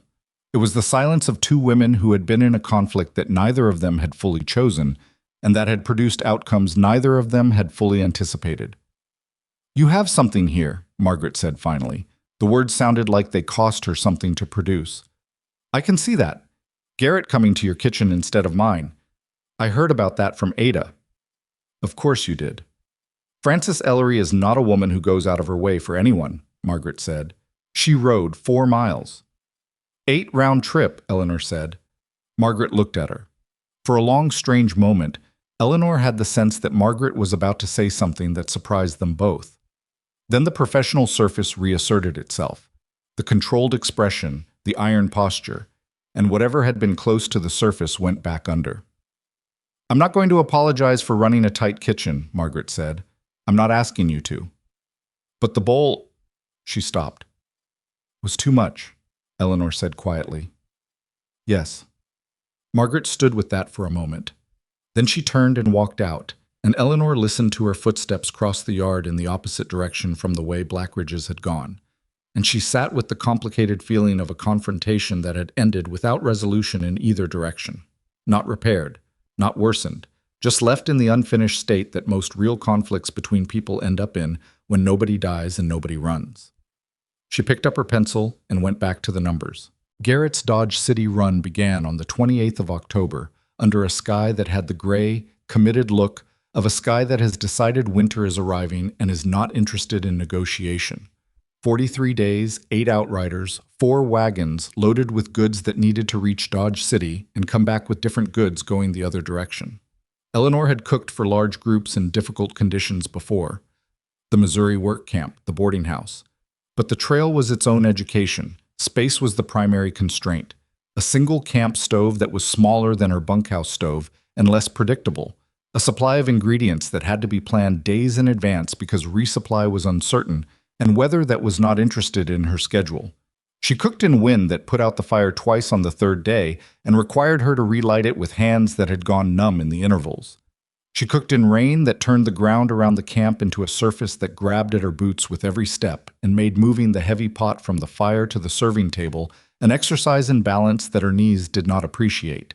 She cooked once in conditions that were technically a light blizzard, though Garrett's outrider, who'd been on the frontier for 30 years, called it a dusting and seemed to mean it. She also cooked food that was, on the best days, genuinely good. Not elaborate. Elaboration was impossible in those conditions. But good in the specific way that matters when a person is cold and tired and has been working since before first light. Warming, filling, tasting of something real rather than the functional minimum. On the 14th day, one of the outriders, a man named Perry, who had said perhaps 30 words total in the first 2 weeks, stopped beside her after the evening meal and said, without looking at her directly, "Best food I've had on a run in 4 years." Eleanor nodded. "The secret is the dried onion. Most people skip it because it's extra weight." Perry looked at her for a moment. Then he went back to the fire. On the 22nd day, they stopped at a ranch called the Whitcomb Spread, a large operation, larger than Blackridge, with the particular atmosphere of a place that has been profitable long enough that it started to believe its own organization is natural law. The owner, a man named Sid Whitcomb, came out to meet Garrett's wagons with the expansive hospitality of someone who is also conducting an evaluation, and the dinner that night was elaborate in the way that large, prosperous ranches do elaborate when they're showing what they are. Eleanor was eating at the working table near the wagons when Whitcomb came over. He was younger than she'd expected for someone running an operation that size, 45 maybe, with the confident bearing of a man who has been told he's impressive often enough that he's stopped checking whether it's true. He looked at her with the frank assessment that powerful men sometimes apply to people they haven't categorized yet. "You're Garrett's cook," he said. "Eleanor Whitmore," she said. "Yes." "The food you made tonight was better than what came out of my main kitchen," he said, which was direct enough that she gave him credit for it. "My cook's been with me 9 years. He's adequate. What you did with that range was not adequate. Thank you." "I want to offer you a position," Whitcomb said. "Permanent. My main kitchen. $80 a month, quarters in the main house, full access to my stores." Eleanor set down her fork. She looked at him with the full attention that the offer deserved, because it was a real offer, and dismissing it quickly would have been dishonest about what it represented. $80 a month was more money than she'd made at any sustained point in her adult life. Full access to his stores was the kind of resource base that would allow her to cook without the constant arithmetic of what she could afford and what she'd have to substitute. She thought about all of this for a real moment. She let it be real. Then she thought about the south bunkhouse, the patched roof, the oilcloth windows, the scarred table where Caleb and Walt and Dolan and the Tennessee brothers ate food she'd made and had, in some way she hadn't entirely planned for, stopped being just customers and started being something she didn't have a clean word for. She thought about Dorothea Briggs and Frances Ellery and Duncan Ashby and the web of arrangements she'd built from nothing, and she thought about what it meant that they'd come to her instead of the other way around. She thought about what she was building and whether it was the kind of thing that could be handed off to someone else to continue while she went to cook in Whitcomb's main kitchen. It wasn't. "Thank you," she said. "Genuinely, that's a real offer and I'm grateful for it." She paused. "I'm going to decline." Whitcomb blinked. He was not a man who heard decline often. $80. "I heard you? You're turning down $80 a month to go back to—" He stopped, apparently realizing he didn't know exactly what he was describing. "To go back to what I'm building," Eleanor said. "Yes." He looked at her for a moment with the expression of a man who is genuinely puzzled by the logic in front of him. "What are you building?" Eleanor considered the question. It was the same question Walt had asked her weeks ago in front of the bunkhouse, and she'd answered it then with something simple and true. She gave Whitcomb a fuller version. "A place," she said. "A permanent place where people who don't have access to good food and a decent table can find both. Not a fancy place. Not a restaurant in the way cities have restaurants. Something frontier-specific, a table that's there when people need it, with food that's made by someone who takes their hunger seriously. She paused. Blackridge Ranch has an abandoned bunkhouse on its south end that I've been running as a kitchen for 2 months. I've got supply arrangements with 4 local farmers, a working relationship with a trail goods operator in town, and a client base that's growing because the need is real and nobody was meeting it. Whitcomb looked at her for a long moment. That doesn't sound like something that pays $80 a month, he said. Not yet, Eleanor agreed. He was quiet for a moment. Then he said, unexpectedly, "What do you need to make it work long term?" Eleanor looked at him. She hadn't anticipated the question. The building itself needs real repairs, not just patches, she said, because she was constitutionally incapable of not answering a direct question honestly. The walls need work before a hard winter, and the floor needs to be planked properly. Dirt floors in a working kitchen are a health problem, and I need a more reliable beef source. Duncan Ashby is giving me what he can, but his operation is small. I've got a rancher neighbor who runs a small surplus operation, Whitcomb said. Man named Hadley. He's been looking for a consistent buyer for secondary cuts. Too small for my needs. Might suit yours. Eleanor registered the information. Why would you do that? Whitcomb shrugged, but it wasn't a casual shrug. It was the shrug of a man answering a question he'd already asked himself. You turned down my offer with more dignity than most men I've hired, he said. And because you're right that the need is real. I've got 40 hands on this property, and the 2 who can't eat in the main kitchen because of a dispute with my foreman are eating cold biscuits out of their kits. He paused. I might send them to you if that's something you're open to. I'm open to it, Eleanor said. I'll have someone get you Hadley's information before you leave in the morning. He went back to his dinner, and Eleanor sat with her now cold fork in her hand, and the particular feeling of a conversation that had gone in an entirely unexpected direction. She was thinking about Whitcomb's 40 hands, and the 2 eating cold biscuits, and about how the things she'd said to him, the description of what she was building, had come out more fully formed than she'd known it was. She was building a place. She'd said it simply, and she'd meant it, and it was the first time she'd put it in language clear enough to give to someone else. That was important. She filed it. Garrett found her later that evening, sitting by the campfire with her small account book open on her knee. Whitcomb made you an offer, Garrett said. He wasn't asking. He did. I know the number he pays, Garrett said, settling onto the log beside her with the careful movement of a large man whose joints have been talking to him since 40. He wouldn't have gone under 75. 80, Eleanor said. Garrett was quiet for a moment. You turned it down. Yes. Because of the bunkhouse kitchen. Because of what the bunkhouse kitchen can become, she said. She looked at him. You've run this trail for a long time. 14 years. How many times have you stopped somewhere on the frontier and found a place that was consistently good? A place you could count on, regardless of what else was going on in the territory? Garrett thought about this with genuine consideration. Twice, he said. Maybe 3 times. And one of those burned down in 79. That's what I'm building, Eleanor said. The place that doesn't burn down. He looked at the fire. He had the quality of a man who measures things by whether they last, which was probably the only real measurement available to someone who'd been moving across dangerous ground for 14 years. When you get back from this run, he said, I'll put word out to the other trail bosses. There are 6 of us who run the Dodge City corridor regular. If you can feed a crew, I'll make sure they know you exist. Eleanor looked at him. She understood what he was offering and what it would mean. Not just the income from the crews themselves, but the reputation that traveled with them, the kind of word of mouth that in 1885 on the Kansas frontier was worth more than any advertisement. Thank you, she said. Don't thank me, he said, in the exact same words she'd said to Blackridge. Cook the way you cooked tonight, and the thanks will take care of themselves. She almost smiled. She went back to her account book. They completed the run on the 41st day, 2 days ahead of Garrett's estimate, because the weather had held better than expected in the final stretch, and because Garrett was a man who ran efficient operations when the variables cooperated. Eleanor came back to Blackridge Ranch on the 2nd of December with $55, the information about Hadley's beef surplus, and a body that had been operating at sustained maximum output for 6 weeks, and was now presenting her with a bill.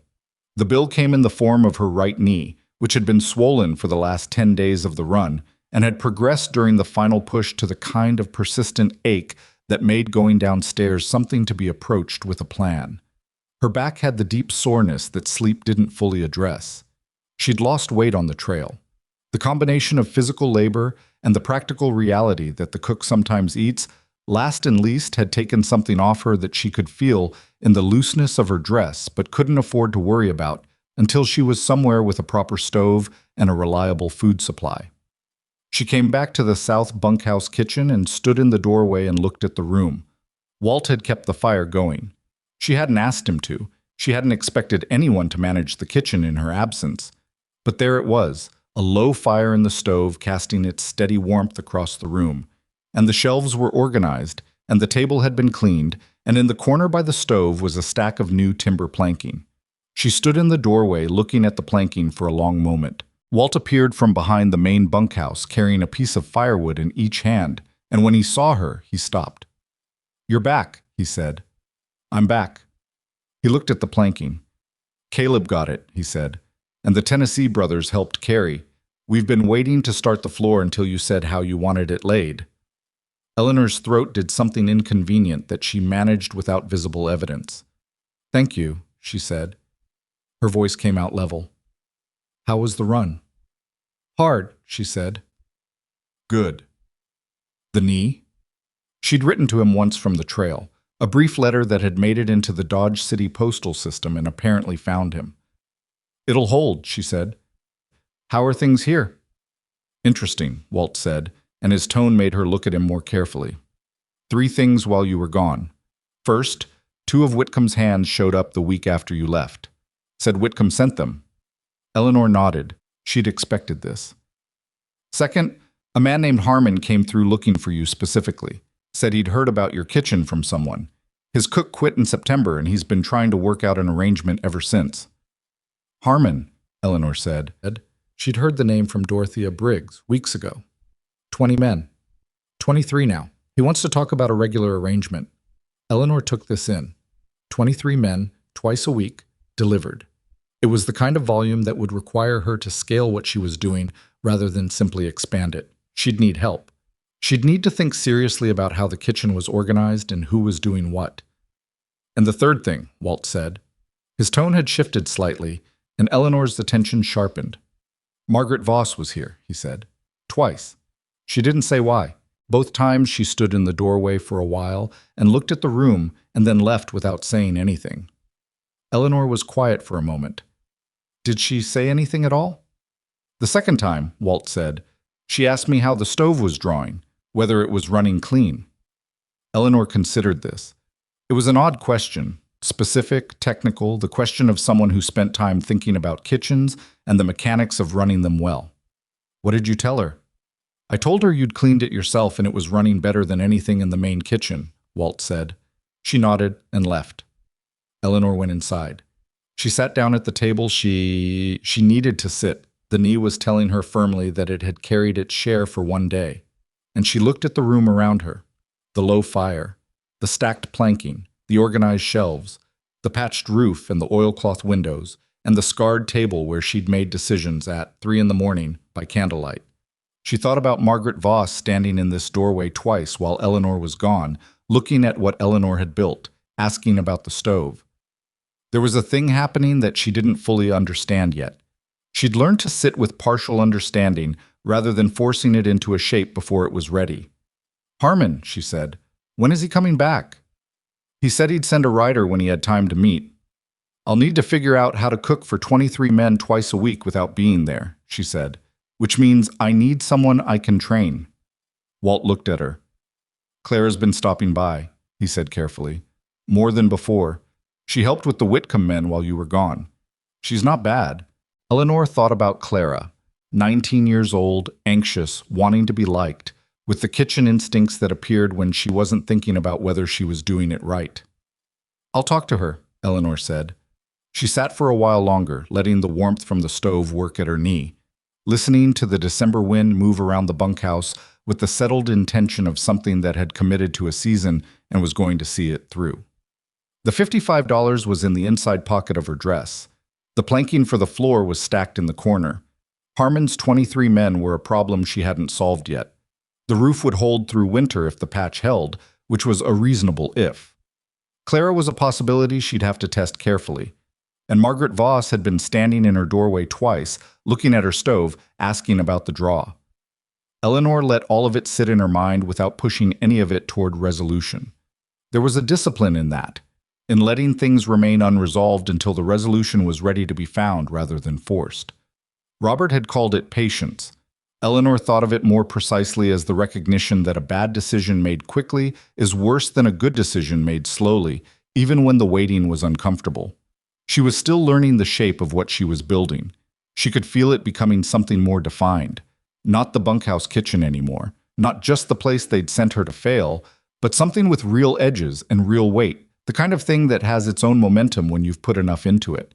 She didn't know yet what Margaret's visits meant. She didn't know yet whether Thomas Blackridge's continued support would hold when spring came and the ranch's economics shifted in the ways they always did. She didn't know whether her knee would cooperate with what she was planning, or whether the December weather would stay manageable or turn into the kind of Kansas winter that made everything harder. What she knew was that she was back. The fire was going, the floor was going to be planked properly. She would start in the morning. The floor planking took 4 days. Caleb and the Tennessee brothers, whose names were Jesse and Roy, a fact Eleanor had known for months, but which still sometimes caught her off guard because they looked so little like a Jesse and a Roy, and so much like two versions of the same tired determination, worked in the mornings before their regular duties started. Walt supervised with the quiet authority of a man who had built things before, and understood that the difference between a floor that lasts and a floor that doesn't is almost always in the preparation rather than the laying.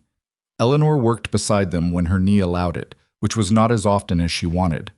The knee had come back from the Dodge City run in a state of sustained protest that she was managing with movement and heat, and the deliberate refusal to acknowledge it as anything more serious than it was, which was, she suspected, not entirely honest, but was the approach available to her, given that there was no doctor within 20 miles, and the work was not going to wait for her body to negotiate its terms.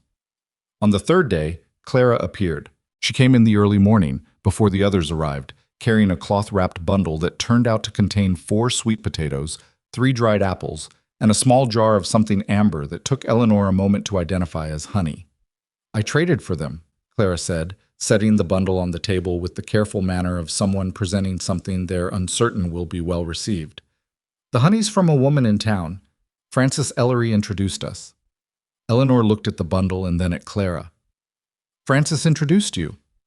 "She came to the main kitchen last week to talk to Margaret about something. She saw me and asked if I knew you. I said yes." Clara pulled at the loose thread on her sleeve, the same one, Eleanor noticed, that she'd been working on for weeks. It had gotten shorter. "She seemed to think I might be useful to you." Eleanor studied her. Clara was nervous in the specific way of a 19-year-old who has made a decision they're not fully sure of.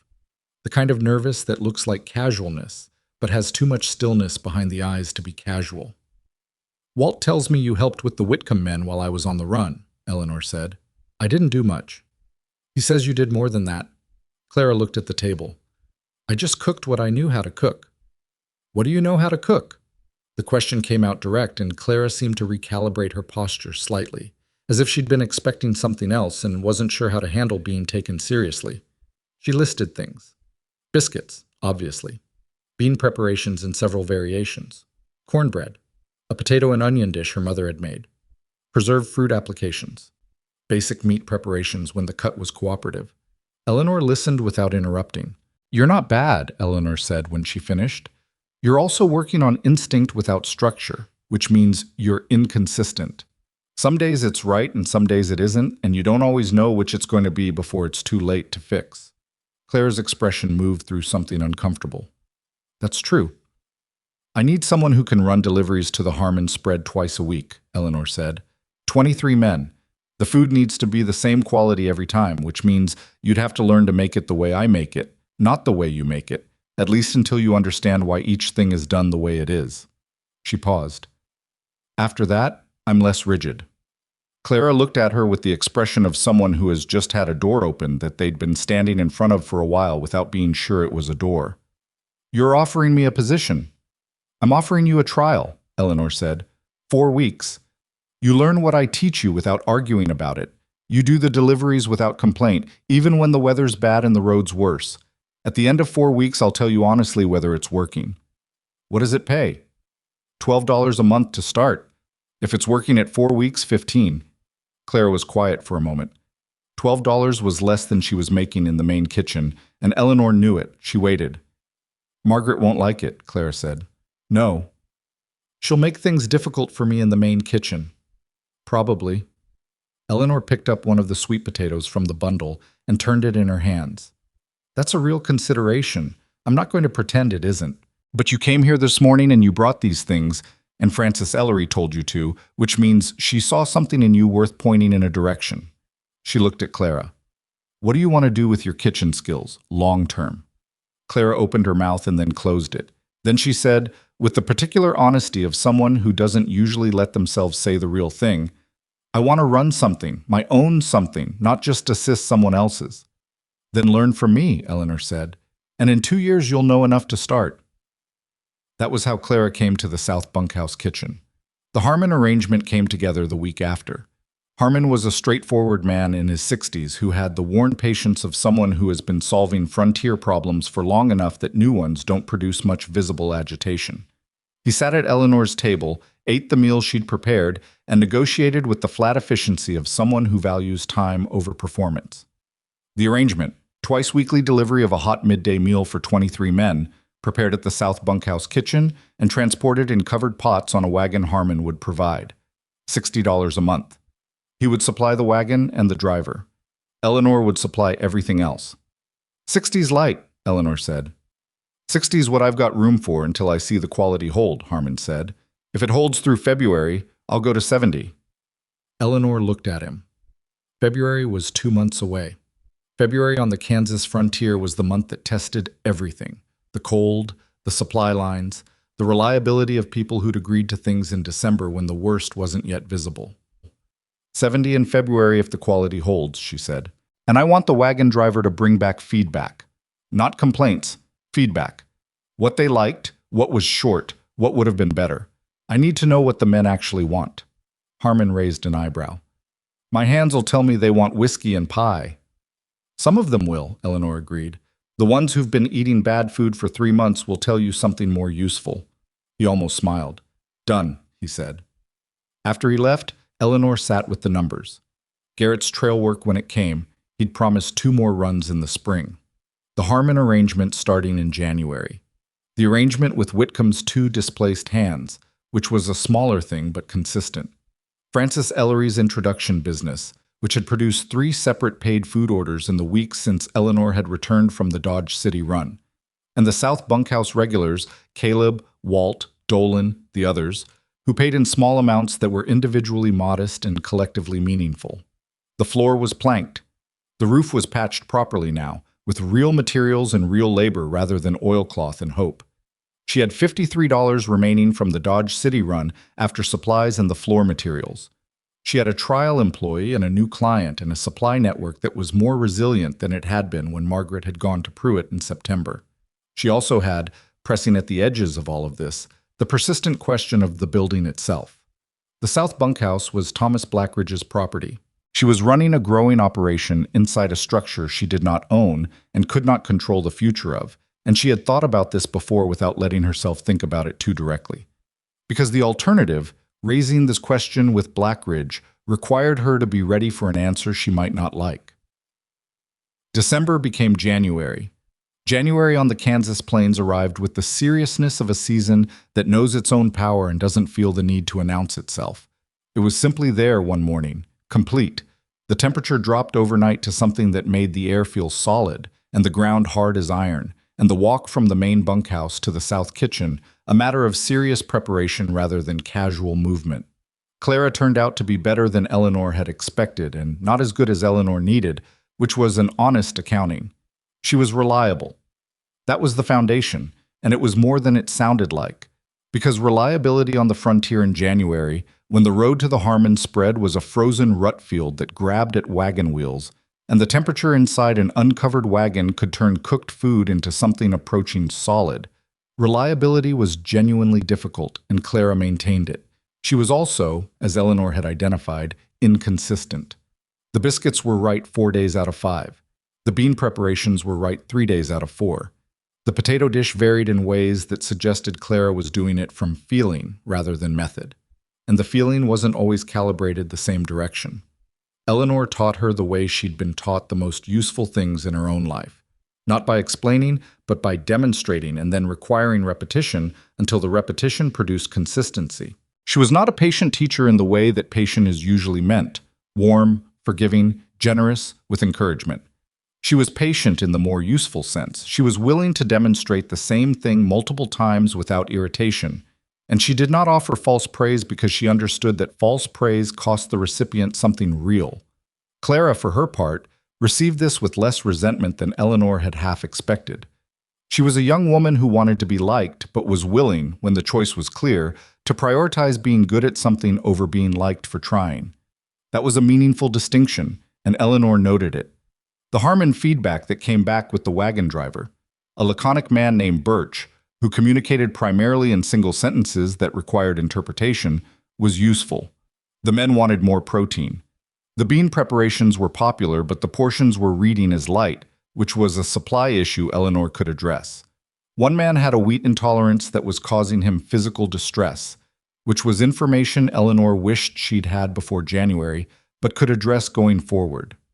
On a Wednesday in the second week of January, Walt came in from fence work with his face carrying the particular look that Eleanor had come to read as the preliminary to difficult news delivered carefully. She was at the stove. Clara was doing the washing up. Eleanor looked at Walt and said, "What happened?" "Blackridge had a meeting this morning," Walt said. He pulled off his gloves and held them in one hand. "With 2 men I didn't recognize. They came from the direction of town, spent 2 hours in the main house." "And?" Dolan was close enough to the window to hear some of it. Walt paused. "There's a land buyer, someone from back east who's been buying up frontier properties. He's made Blackridge an offer for the whole ranch." The washing up sound stopped. Clara had gone still at the basin. Eleanor kept her face arranged the way she needed it. "Is he selling?" "Dolan doesn't know. Blackridge didn't commit to anything while the men were there." Walt sat down on the crate. "But he's considering it." Dolan said his voice had the sound of someone who's been thinking about something for a while and is getting closer to a decision. Eleanor turned back to the stove. She stirred the pot that was on it, not because it needed stirring, but because she needed something to do with her hands while she thought. If Blackridge sold, the South Bunkhouse kitchen was whatever the buyer decided it was. She had no ownership, no legal claim, nothing except the arrangement she'd made with Thomas Blackridge in his office 4 months ago, which was a handshake agreement that would not survive a change of ownership unless the new owner chose to honor it, which was not something Eastern land buyers were notable for choosing. Everything she'd built lived inside a structure she didn't own. She'd known this. She'd known it from the beginning and had filed it under problems to address when the capacity existed. And the capacity had not yet existed because she'd been too occupied building the thing itself to stop and secure the foundation under it. "He's 62 years old," Eleanor said quietly. "His wife died 4 years ago. The right hand gives him trouble. He's been running this ranch alone for a long time." "Yes," Walt said. The offer would let him stop. "Probably a good offer," Walt said.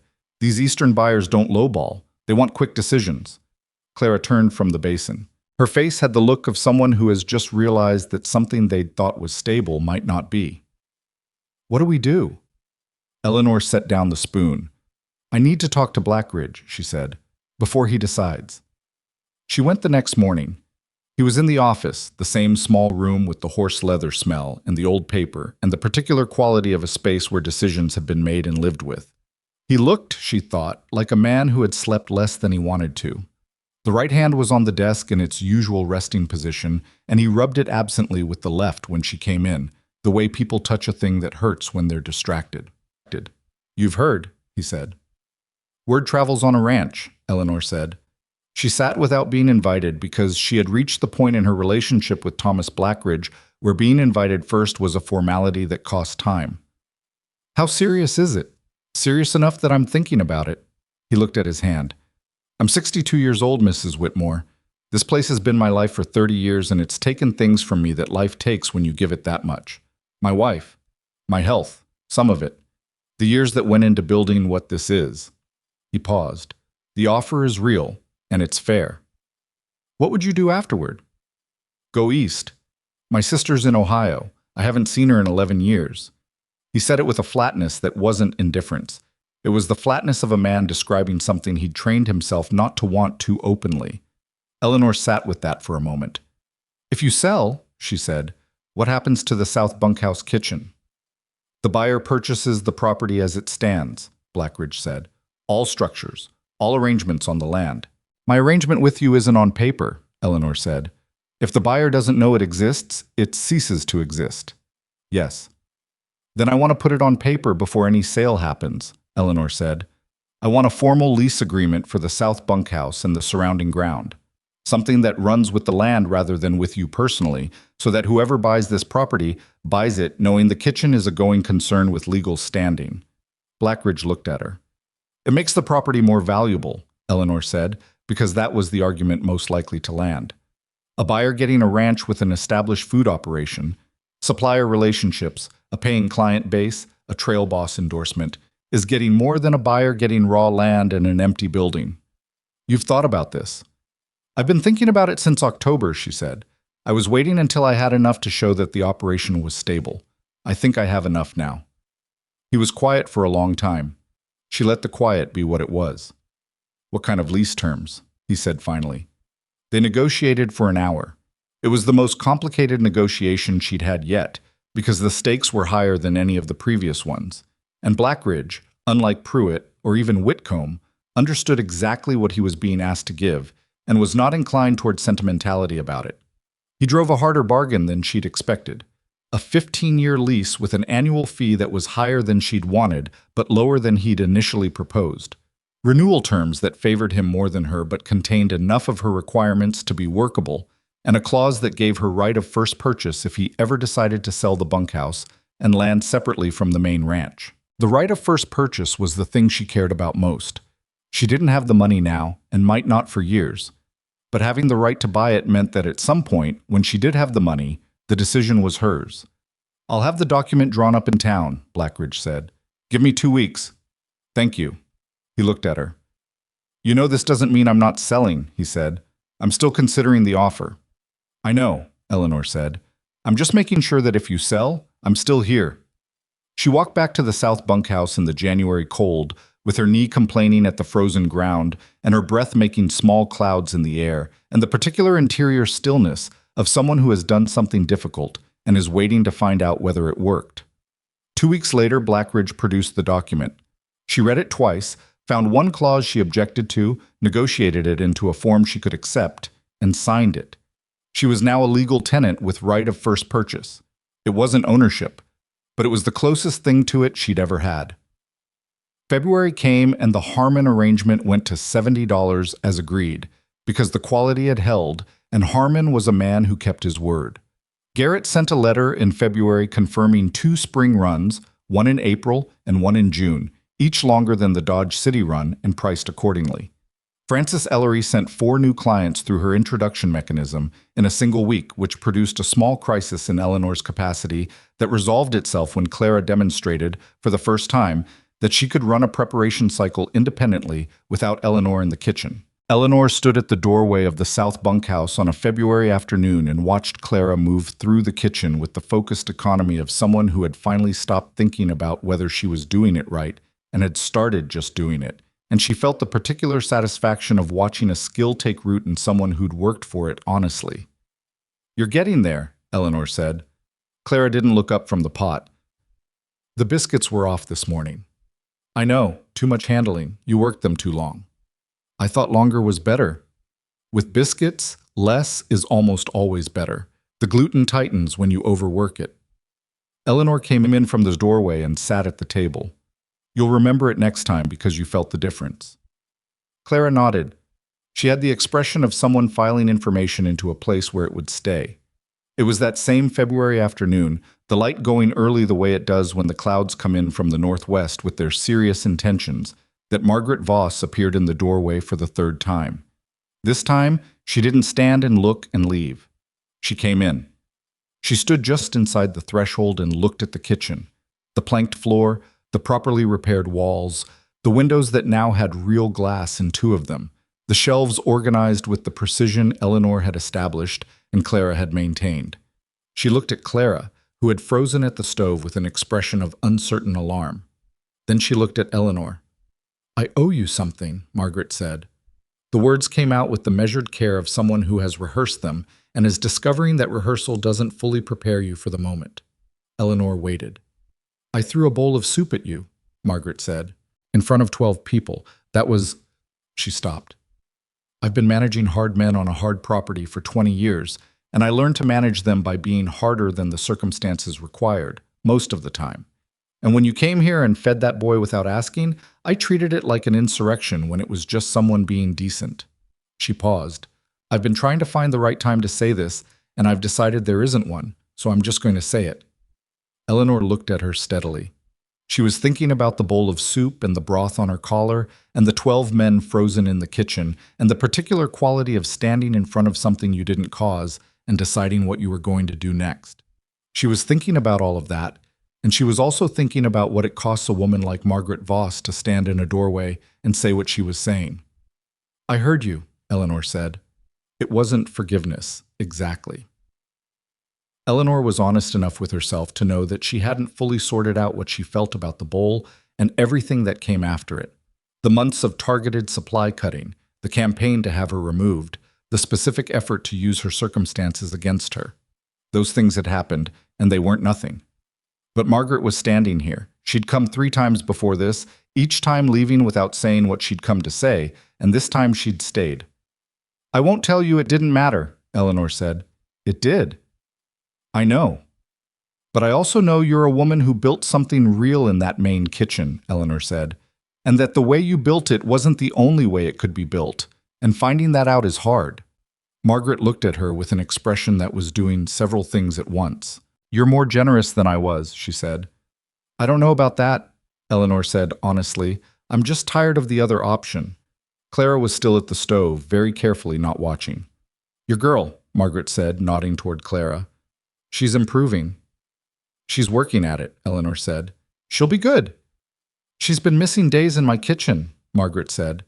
It was an observation rather than a complaint, which was a meaningful difference. "I know," Eleanor said. "I'm keeping her busy." Margaret nodded. Something settled in her face, not resolution, not complete, but a settling in the way of someone who has put down a thing they've been carrying in one hand in order to have both hands free.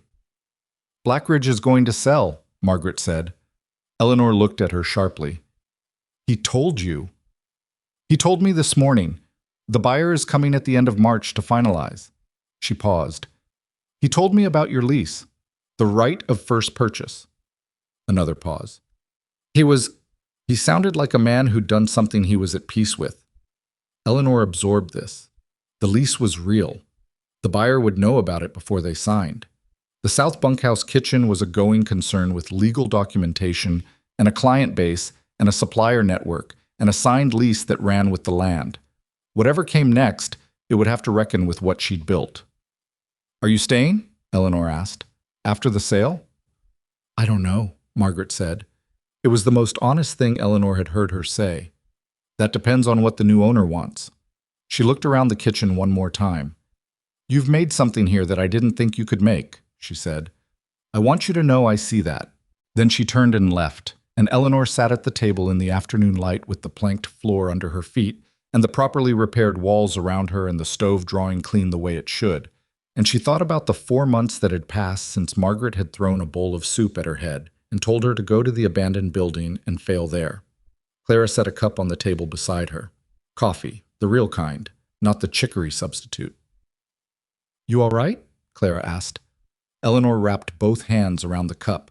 Her right hand had a callus now, along the thumb that hadn't been there in July. Her knee was still unreliable in the cold. Her back still needed the first hour of the day to negotiate its terms before it settled into function. "Yes," she said. And then, because Clara deserved honesty. "Mostly." Clara nodded and went back to the stove. Outside, the February wind moved across the ranch with the particular insistence of a season that knows it's almost done and is making its final accounting. Eleanor drank the coffee and thought about March, and what it meant that someone was coming to buy the ranch, and what it meant that her kitchen would be there when they arrived, documented and operating and real. She thought about the right of first purchase. She thought about how much money she would need and how long it would take to get it, and whether the arithmetic was possible. She did not conclude that it was impossible. That was something. The buyer arrived on a Thursday at the end of March, which was earlier than Eleanor had expected and later than she'd feared. His name was Cornelius Hatch, and he came with two men who carried ledger books and said very little, in a manner that communicated, without particular hostility, that he had done this before and had a system for it. And the system did not involve sentiment. He was perhaps 55, well-dressed in the way that reads as deliberate rather than natural, with the particular quality of a man who has learned to assess value quickly and trusts his assessments. Eleanor watched him from the south bunkhouse doorway as he crossed the main yard with Blackridge, the two of them moving through the property with the specific rhythm of a transaction in progress. She noted that he looked at the main barn and the main house and the water situation and the fencing with the evaluating attention she'd expected. She also noted when he turned and looked toward the south end of the property, toward her building, and said something to Blackridge that made Blackridge gesture in her direction. She went inside and started lunch. He came to the south bunkhouse at midday without the ledger men. Blackridge brought him, which Eleanor had also expected. There was a protocol to this kind of thing, even on the frontier, especially on the frontier, where the absence of formal structures made the informal ones more important, not less. Hatch stood in the doorway and looked at the kitchen with the same rapid evaluation he'd applied to the barn and the main house.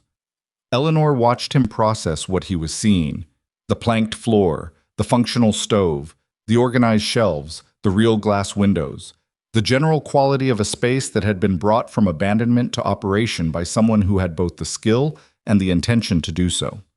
"Mrs. Whitmore," Blackridge said, "this is Cornelius Hatch." "Mr. Hatch," Eleanor said, "sit down. I'll feed you." Hatch sat. He ate the meal she put in front of him: a beef and root stew from Hadley's Supply, biscuits that were right today, a preserved apple preparation that Francis Ellery's introduction had made possible. With the focused attention of a man conducting an evaluation he takes seriously. When he finished, he looked up. "Blackridge tells me you have a 15-year lease on this structure and the surrounding ground." "With right of first purchase," Eleanor said. "He told me that too." Hatch looked at his hands on the table, then back at her. "I buy properties to develop them, Mrs. Whitmore. A 15-year lease on a portion of the land complicates my plans." "What are your plans?" Eleanor asked. He told her. He intended to expand the cattle operation, consolidate the surrounding land agreements, and restructure the ranch's management. It was a straightforward frontier expansion plan of the kind that had been reshaping the territory for a decade. Not malicious, just commercial, with the particular indifference of commercial things toward whatever happened to be in their way. "The south bunkhouse is on land I'd want for an expanded corral system," he said. "I'd want to offer you a buyout of the lease." "What kind of buyout?" He named a figure. It was not insulting. He was not a man who offered insulting figures, she suspected. But it was less than what the lease represented if she ran the operation for 5 more years at current income, and the calculation was not complicated. "No," Eleanor said. Hatch looked at her with mild surprise that wasn't genuine surprise. It was the expression of a man who has made a first offer knowing it will be declined. "The figure is fair. The figure is what the building is worth," Eleanor said. "It's not what the operation is worth. The building is worth almost nothing. What's inside it, the supplier relationships, the client base, the reputation with 6 trail bosses who run the Dodge City corridor, that has a different number." Hatch was quiet for a moment. He was reassessing something, she could see it. The specific recalibration of a man who has entered a negotiation with one model of what he's dealing with and is updating it. "You're not going to sell the lease," he said. "No." "And the right of first purchase," he said. "If I were to sell this portion separately." "That clause runs with the land," Eleanor said. "You purchased it knowing that. Blackridge was clear about it in the sale documents." Hatch looked at her for a long moment. He had the steady patience of a man accustomed to negotiations that take longer than expected, and beneath that patience she could see him running figures: the cost of working around the lease, the value of the operation she'd described, the calculus of whether the fight was worth the friction. "What would you pay," he said, "for the right of first purchase?" if I were to offer the land now? Eleanor had been waiting for this question since February. She'd been running figures since February, lying awake with the numbers the way you lie awake, with a problem that has a solution you can almost see. She told him what she had: the savings from 3 months of Harmon income, 2 Garrett runs, Francis Ellery's introduction fees, the accumulated reserve she'd been building since October. It was not enough. It was not close to what the land was worth at market, and she knew it, and he knew it. That's less than half, he said. It is, Eleanor said. I'd want terms for the remainder, 5 years, at a rate we agree on. You're asking me to finance your purchase of land I'd rather use for something else, Hatch said.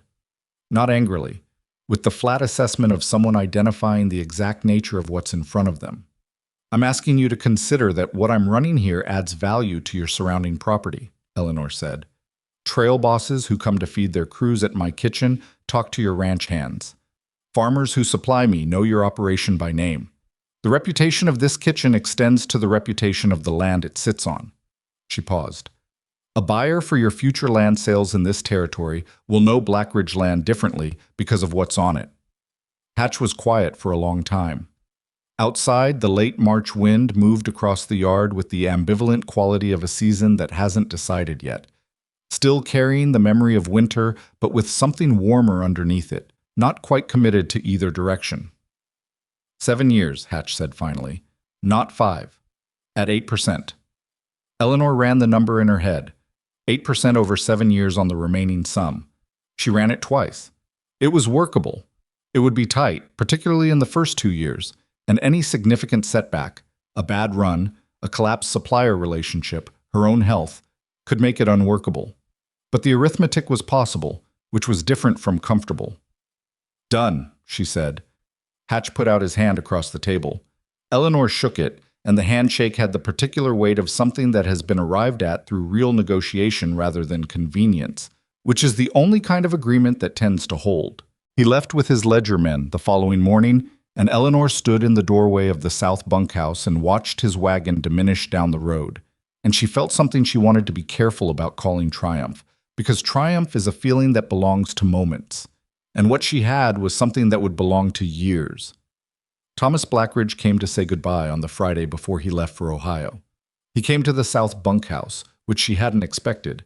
She'd thought the goodbye would happen in passing, practical and brief, the way frontier goodbyes tend to be when both people understand the distance involved. But he came to the kitchen in the late afternoon and sat at the table and accepted the coffee she offered and sat with it for a while. My sister has a house with a garden, he said. She keeps writing me about the garden. That sounds good, Eleanor said. It sounds like something I haven't had in a long time, he said. Something quiet. He looked at his right hand, rubbing it with the left in the way he did. I should have gone 5 years ago, maybe 10. You went when you were ready, Eleanor said. He looked at her. You're going to buy it, he said. The land, you're going to own it. In 7 years if everything holds.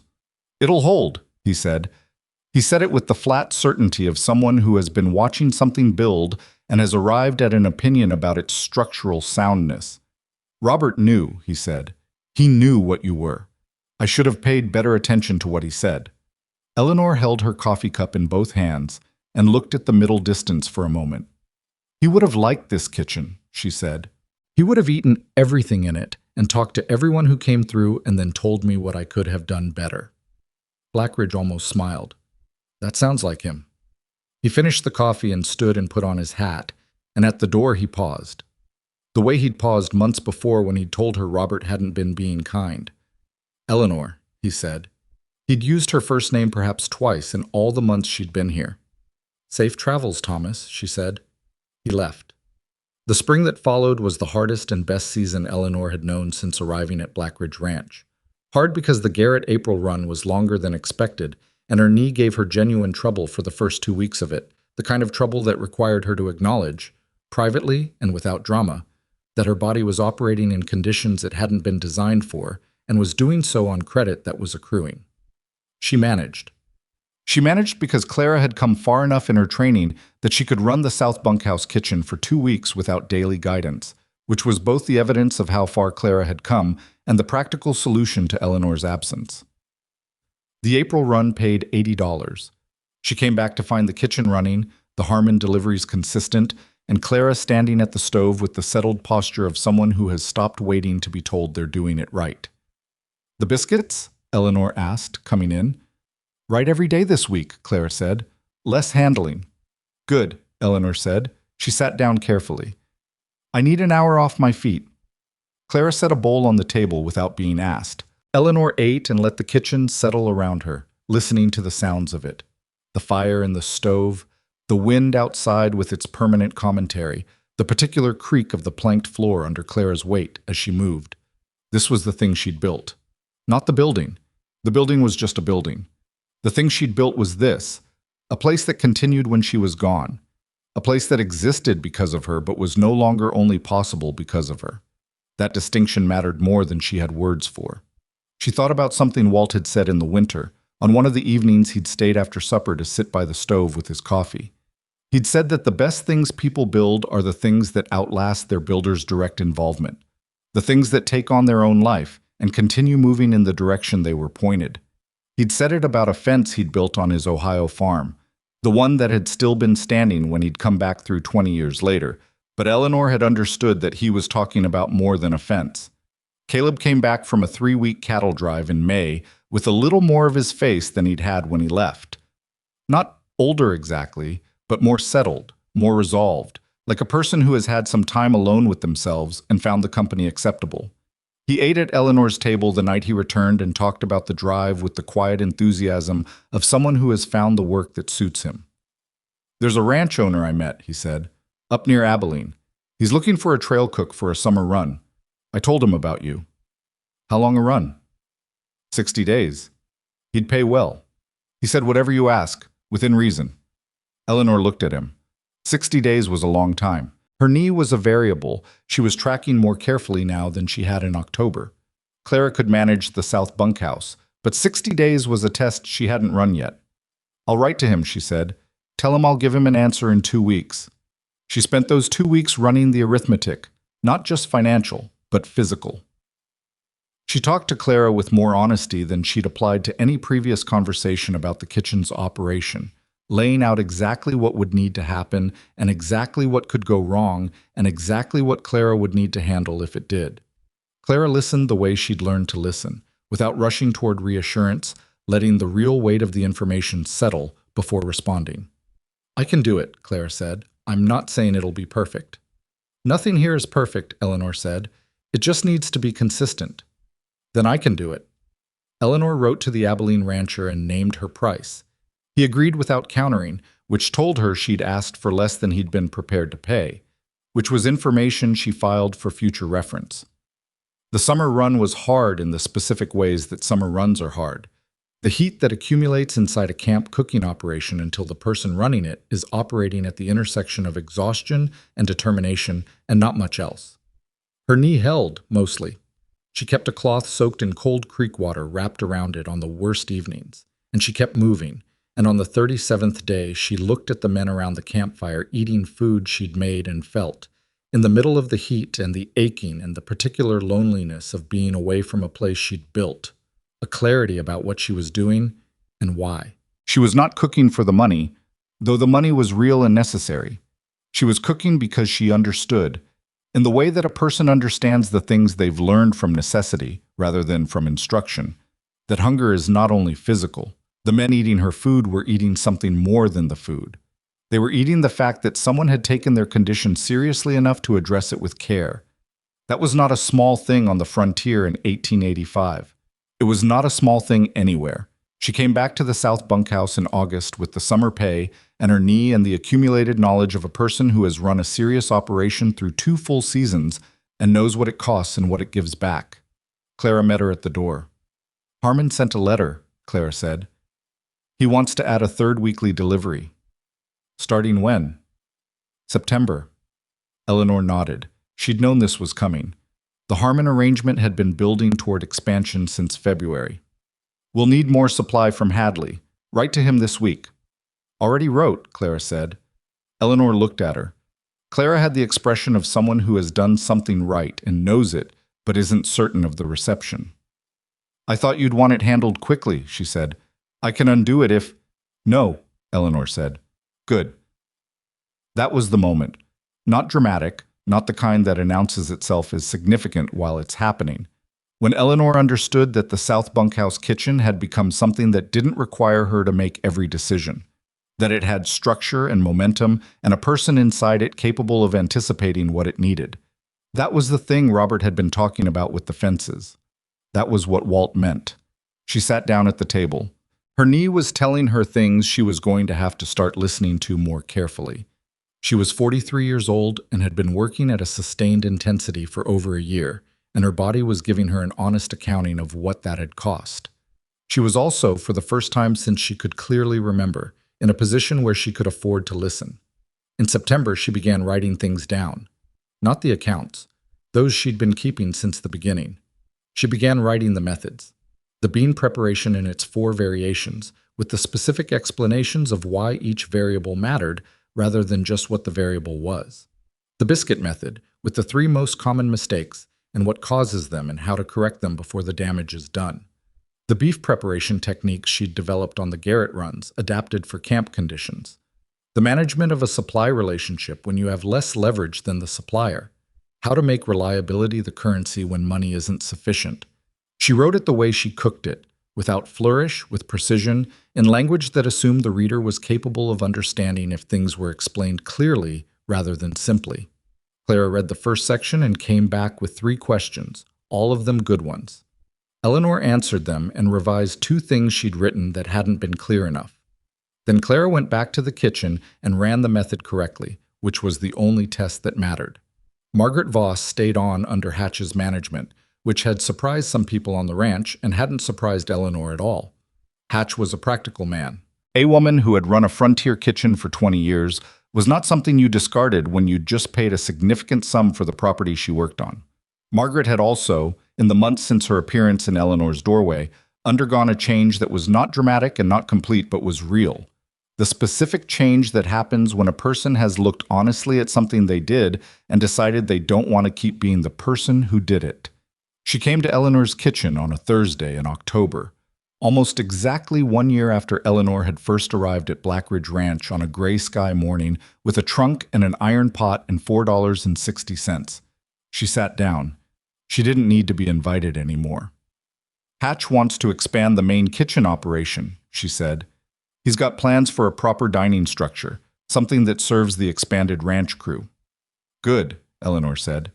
He asked me whether the South Bunkhouse kitchen could supply overflow. Margaret paused. I told him to ask you directly, that it wasn't my operation to speak for. Eleanor looked at her for a moment. A year ago, Margaret would have given Hatch an answer about Eleanor's kitchen without asking Eleanor. The fact that she'd sent him to ask directly was a change that had taken a year to produce and was, in its own quiet way, worth noting. He can ask me, Eleanor said. I'll consider it on its merits. Margaret nodded. She looked around the kitchen, the planked floor that was holding well through its first full year, the windows with real glass, the stove that drew clean, the shelves organized the way Eleanor had organized them and Clara maintained them. You've done something here, she said. I know I said that before. You did. I say it again because I want you to know I mean it both times. Margaret paused. I've been doing this work for 20 years. I'm good at it, but I did it in a way that required everything to run through me, and when it didn't run through me, I treated it as a threat. She looked at her hands on the table. You built something that runs through more than one person. That's harder to do than what I did. Eleanor was quiet for a moment. She thought about what to say and decided that honesty was the only thing worth offering. You were right that the frontier is hard, Eleanor said. You were right that running a tight kitchen on a working ranch requires things that aren't comfortable. You were wrong about who gets to decide which people are capable of surviving it. She paused. Both things are true. Margaret sat with that. Both things, she said finally. Yes. They sat together in the kitchen for a while, not entirely comfortable and not entirely uncomfortable, 2 women who had been on opposite sides of something and had come through it into a different country. Not friends exactly, not enemies anymore, something more complicated and more durable than either. Outside, the October wind moved across the Kansas plains with the particular quality of a season in transition, still warm enough to remember summer, already carrying the knowledge of what was coming. Eleanor thought about what she'd arrived with a year ago and what she had now, and the distance between those two things was not the distance she would have predicted if she'd tried to predict it from the doorway of that gray sky morning. She'd expected to survive. She had not expected to build something that would outlast her survival of it. She thought about what that meant, not in the abstract, not as a principle, but as a thing that had happened to a specific 43-year-old woman with a bad knee and $4.60 who had walked the last mile and a half because the wagon driver had gone back at the crossroads. She thought about the people who had told her, in various ways and with various degrees of directness, that her body made her less than capable. And she thought about what the year had taught her about the relationship between a person's body and their capability, which was this: the relationship exists, but it is not simple. And the people who insist it is simple are usually the people who have never been required to find out what they're actually made of under pressure. Her body had given her trouble all year: her knee, her back, the heat on trail runs, the cold in January. None of it had been nothing. She'd managed it the way she managed everything, practically, without romance, with the honest acknowledgement that the managing cost something and the refusal to let the cost be the final accounting. What mattered was what she'd built while the body was arguing. She thought about Clara, who would run this kitchen long after Eleanor had decided she was done with trail runs. She thought about the written methods that Clara was already teaching a girl named Ruth, who'd come to the South Bunkhouse 3 weeks ago looking for work the way Eleanor had once come to Black Ridge Ranch, with nothing to offer except willingness and a history of having done hard things. She thought about Caleb, who had stopped by last week to tell her he'd saved enough to think about a small operation of his own, and who'd asked her advice with the genuine interest of a young man who has learned to distinguish between people whose advice is worth asking and people whose advice is offered freely because it costs them nothing. She thought about Walt, who had gone back to Ohio in the spring, quietly, with a letter left on the table in the South Bunkhouse that said the things he didn't say out loud, which were the most important things. She had the letter in her trunk, in the same place she kept Robert's last letters, which was the place she kept the things that mattered more than she had language for. She thought about Thomas Blackridge in his sister's house in Ohio, in the garden his sister kept writing about. And she thought about herself, not with satisfaction, because satisfaction is a feeling that implies you've arrived somewhere, and Eleanor didn't feel she'd arrived anywhere. She thought about herself with the simple recognition of someone who has done a thing honestly and is prepared to continue doing it. The South Bunkhouse kitchen was not a triumph. It was a table, a real table, in a real building, where real people came to eat food made by someone who took their hunger seriously. It had been built from nothing, which was not a metaphor. It had been built from actual nothing, from rust and broken glass and $4.60, and the quiet, persistent refusal to accept someone else's assessment of what she was worth. It would outlast her. She knew that now. Clara would run it, and Clara would teach Ruth, and Ruth would teach someone else, and the table would be there when the people who had mocked the woman who built it were long past the ability to say anything about it at all. That was not revenge. She wanted to be clear with herself about that because the distinction mattered. It was not revenge. It was just what happens when a person builds something real. It continues. The people who said it couldn't be built don't get to decide whether it continues. Only the building gets to decide that, and this one was built well enough to last. Margaret stood to go. At the door she paused. They all paused at this door, Eleanor had noticed, as if the threshold had something to say. "The Frontier Table," Margaret said. It was the name that had been circulating for months now, attached to the South Bunkhouse kitchen in the way that names attach themselves to things that have become more than what they started as. "That's what they're calling it," Eleanor said. Margaret nodded. "It suits it," she said. She left. Eleanor sat alone in the kitchen for a while. The stove was going. The planked floor was solid under her feet. Outside, the October wind was doing what October wind does on the Kansas plains, moving without apology across everything in its path, indifferent and permanent and entirely unbothered by the lives of the people it moves through. She picked up her pencil and opened the account book. There was work to do. There was always work to do, and that was not a complaint. That was just the shape of a life that has found its purpose and is prepared to keep living inside it, imperfectly and honestly, for as long as the body holds and the table stands and the people keep coming hungry. She wrote the first number of the new month.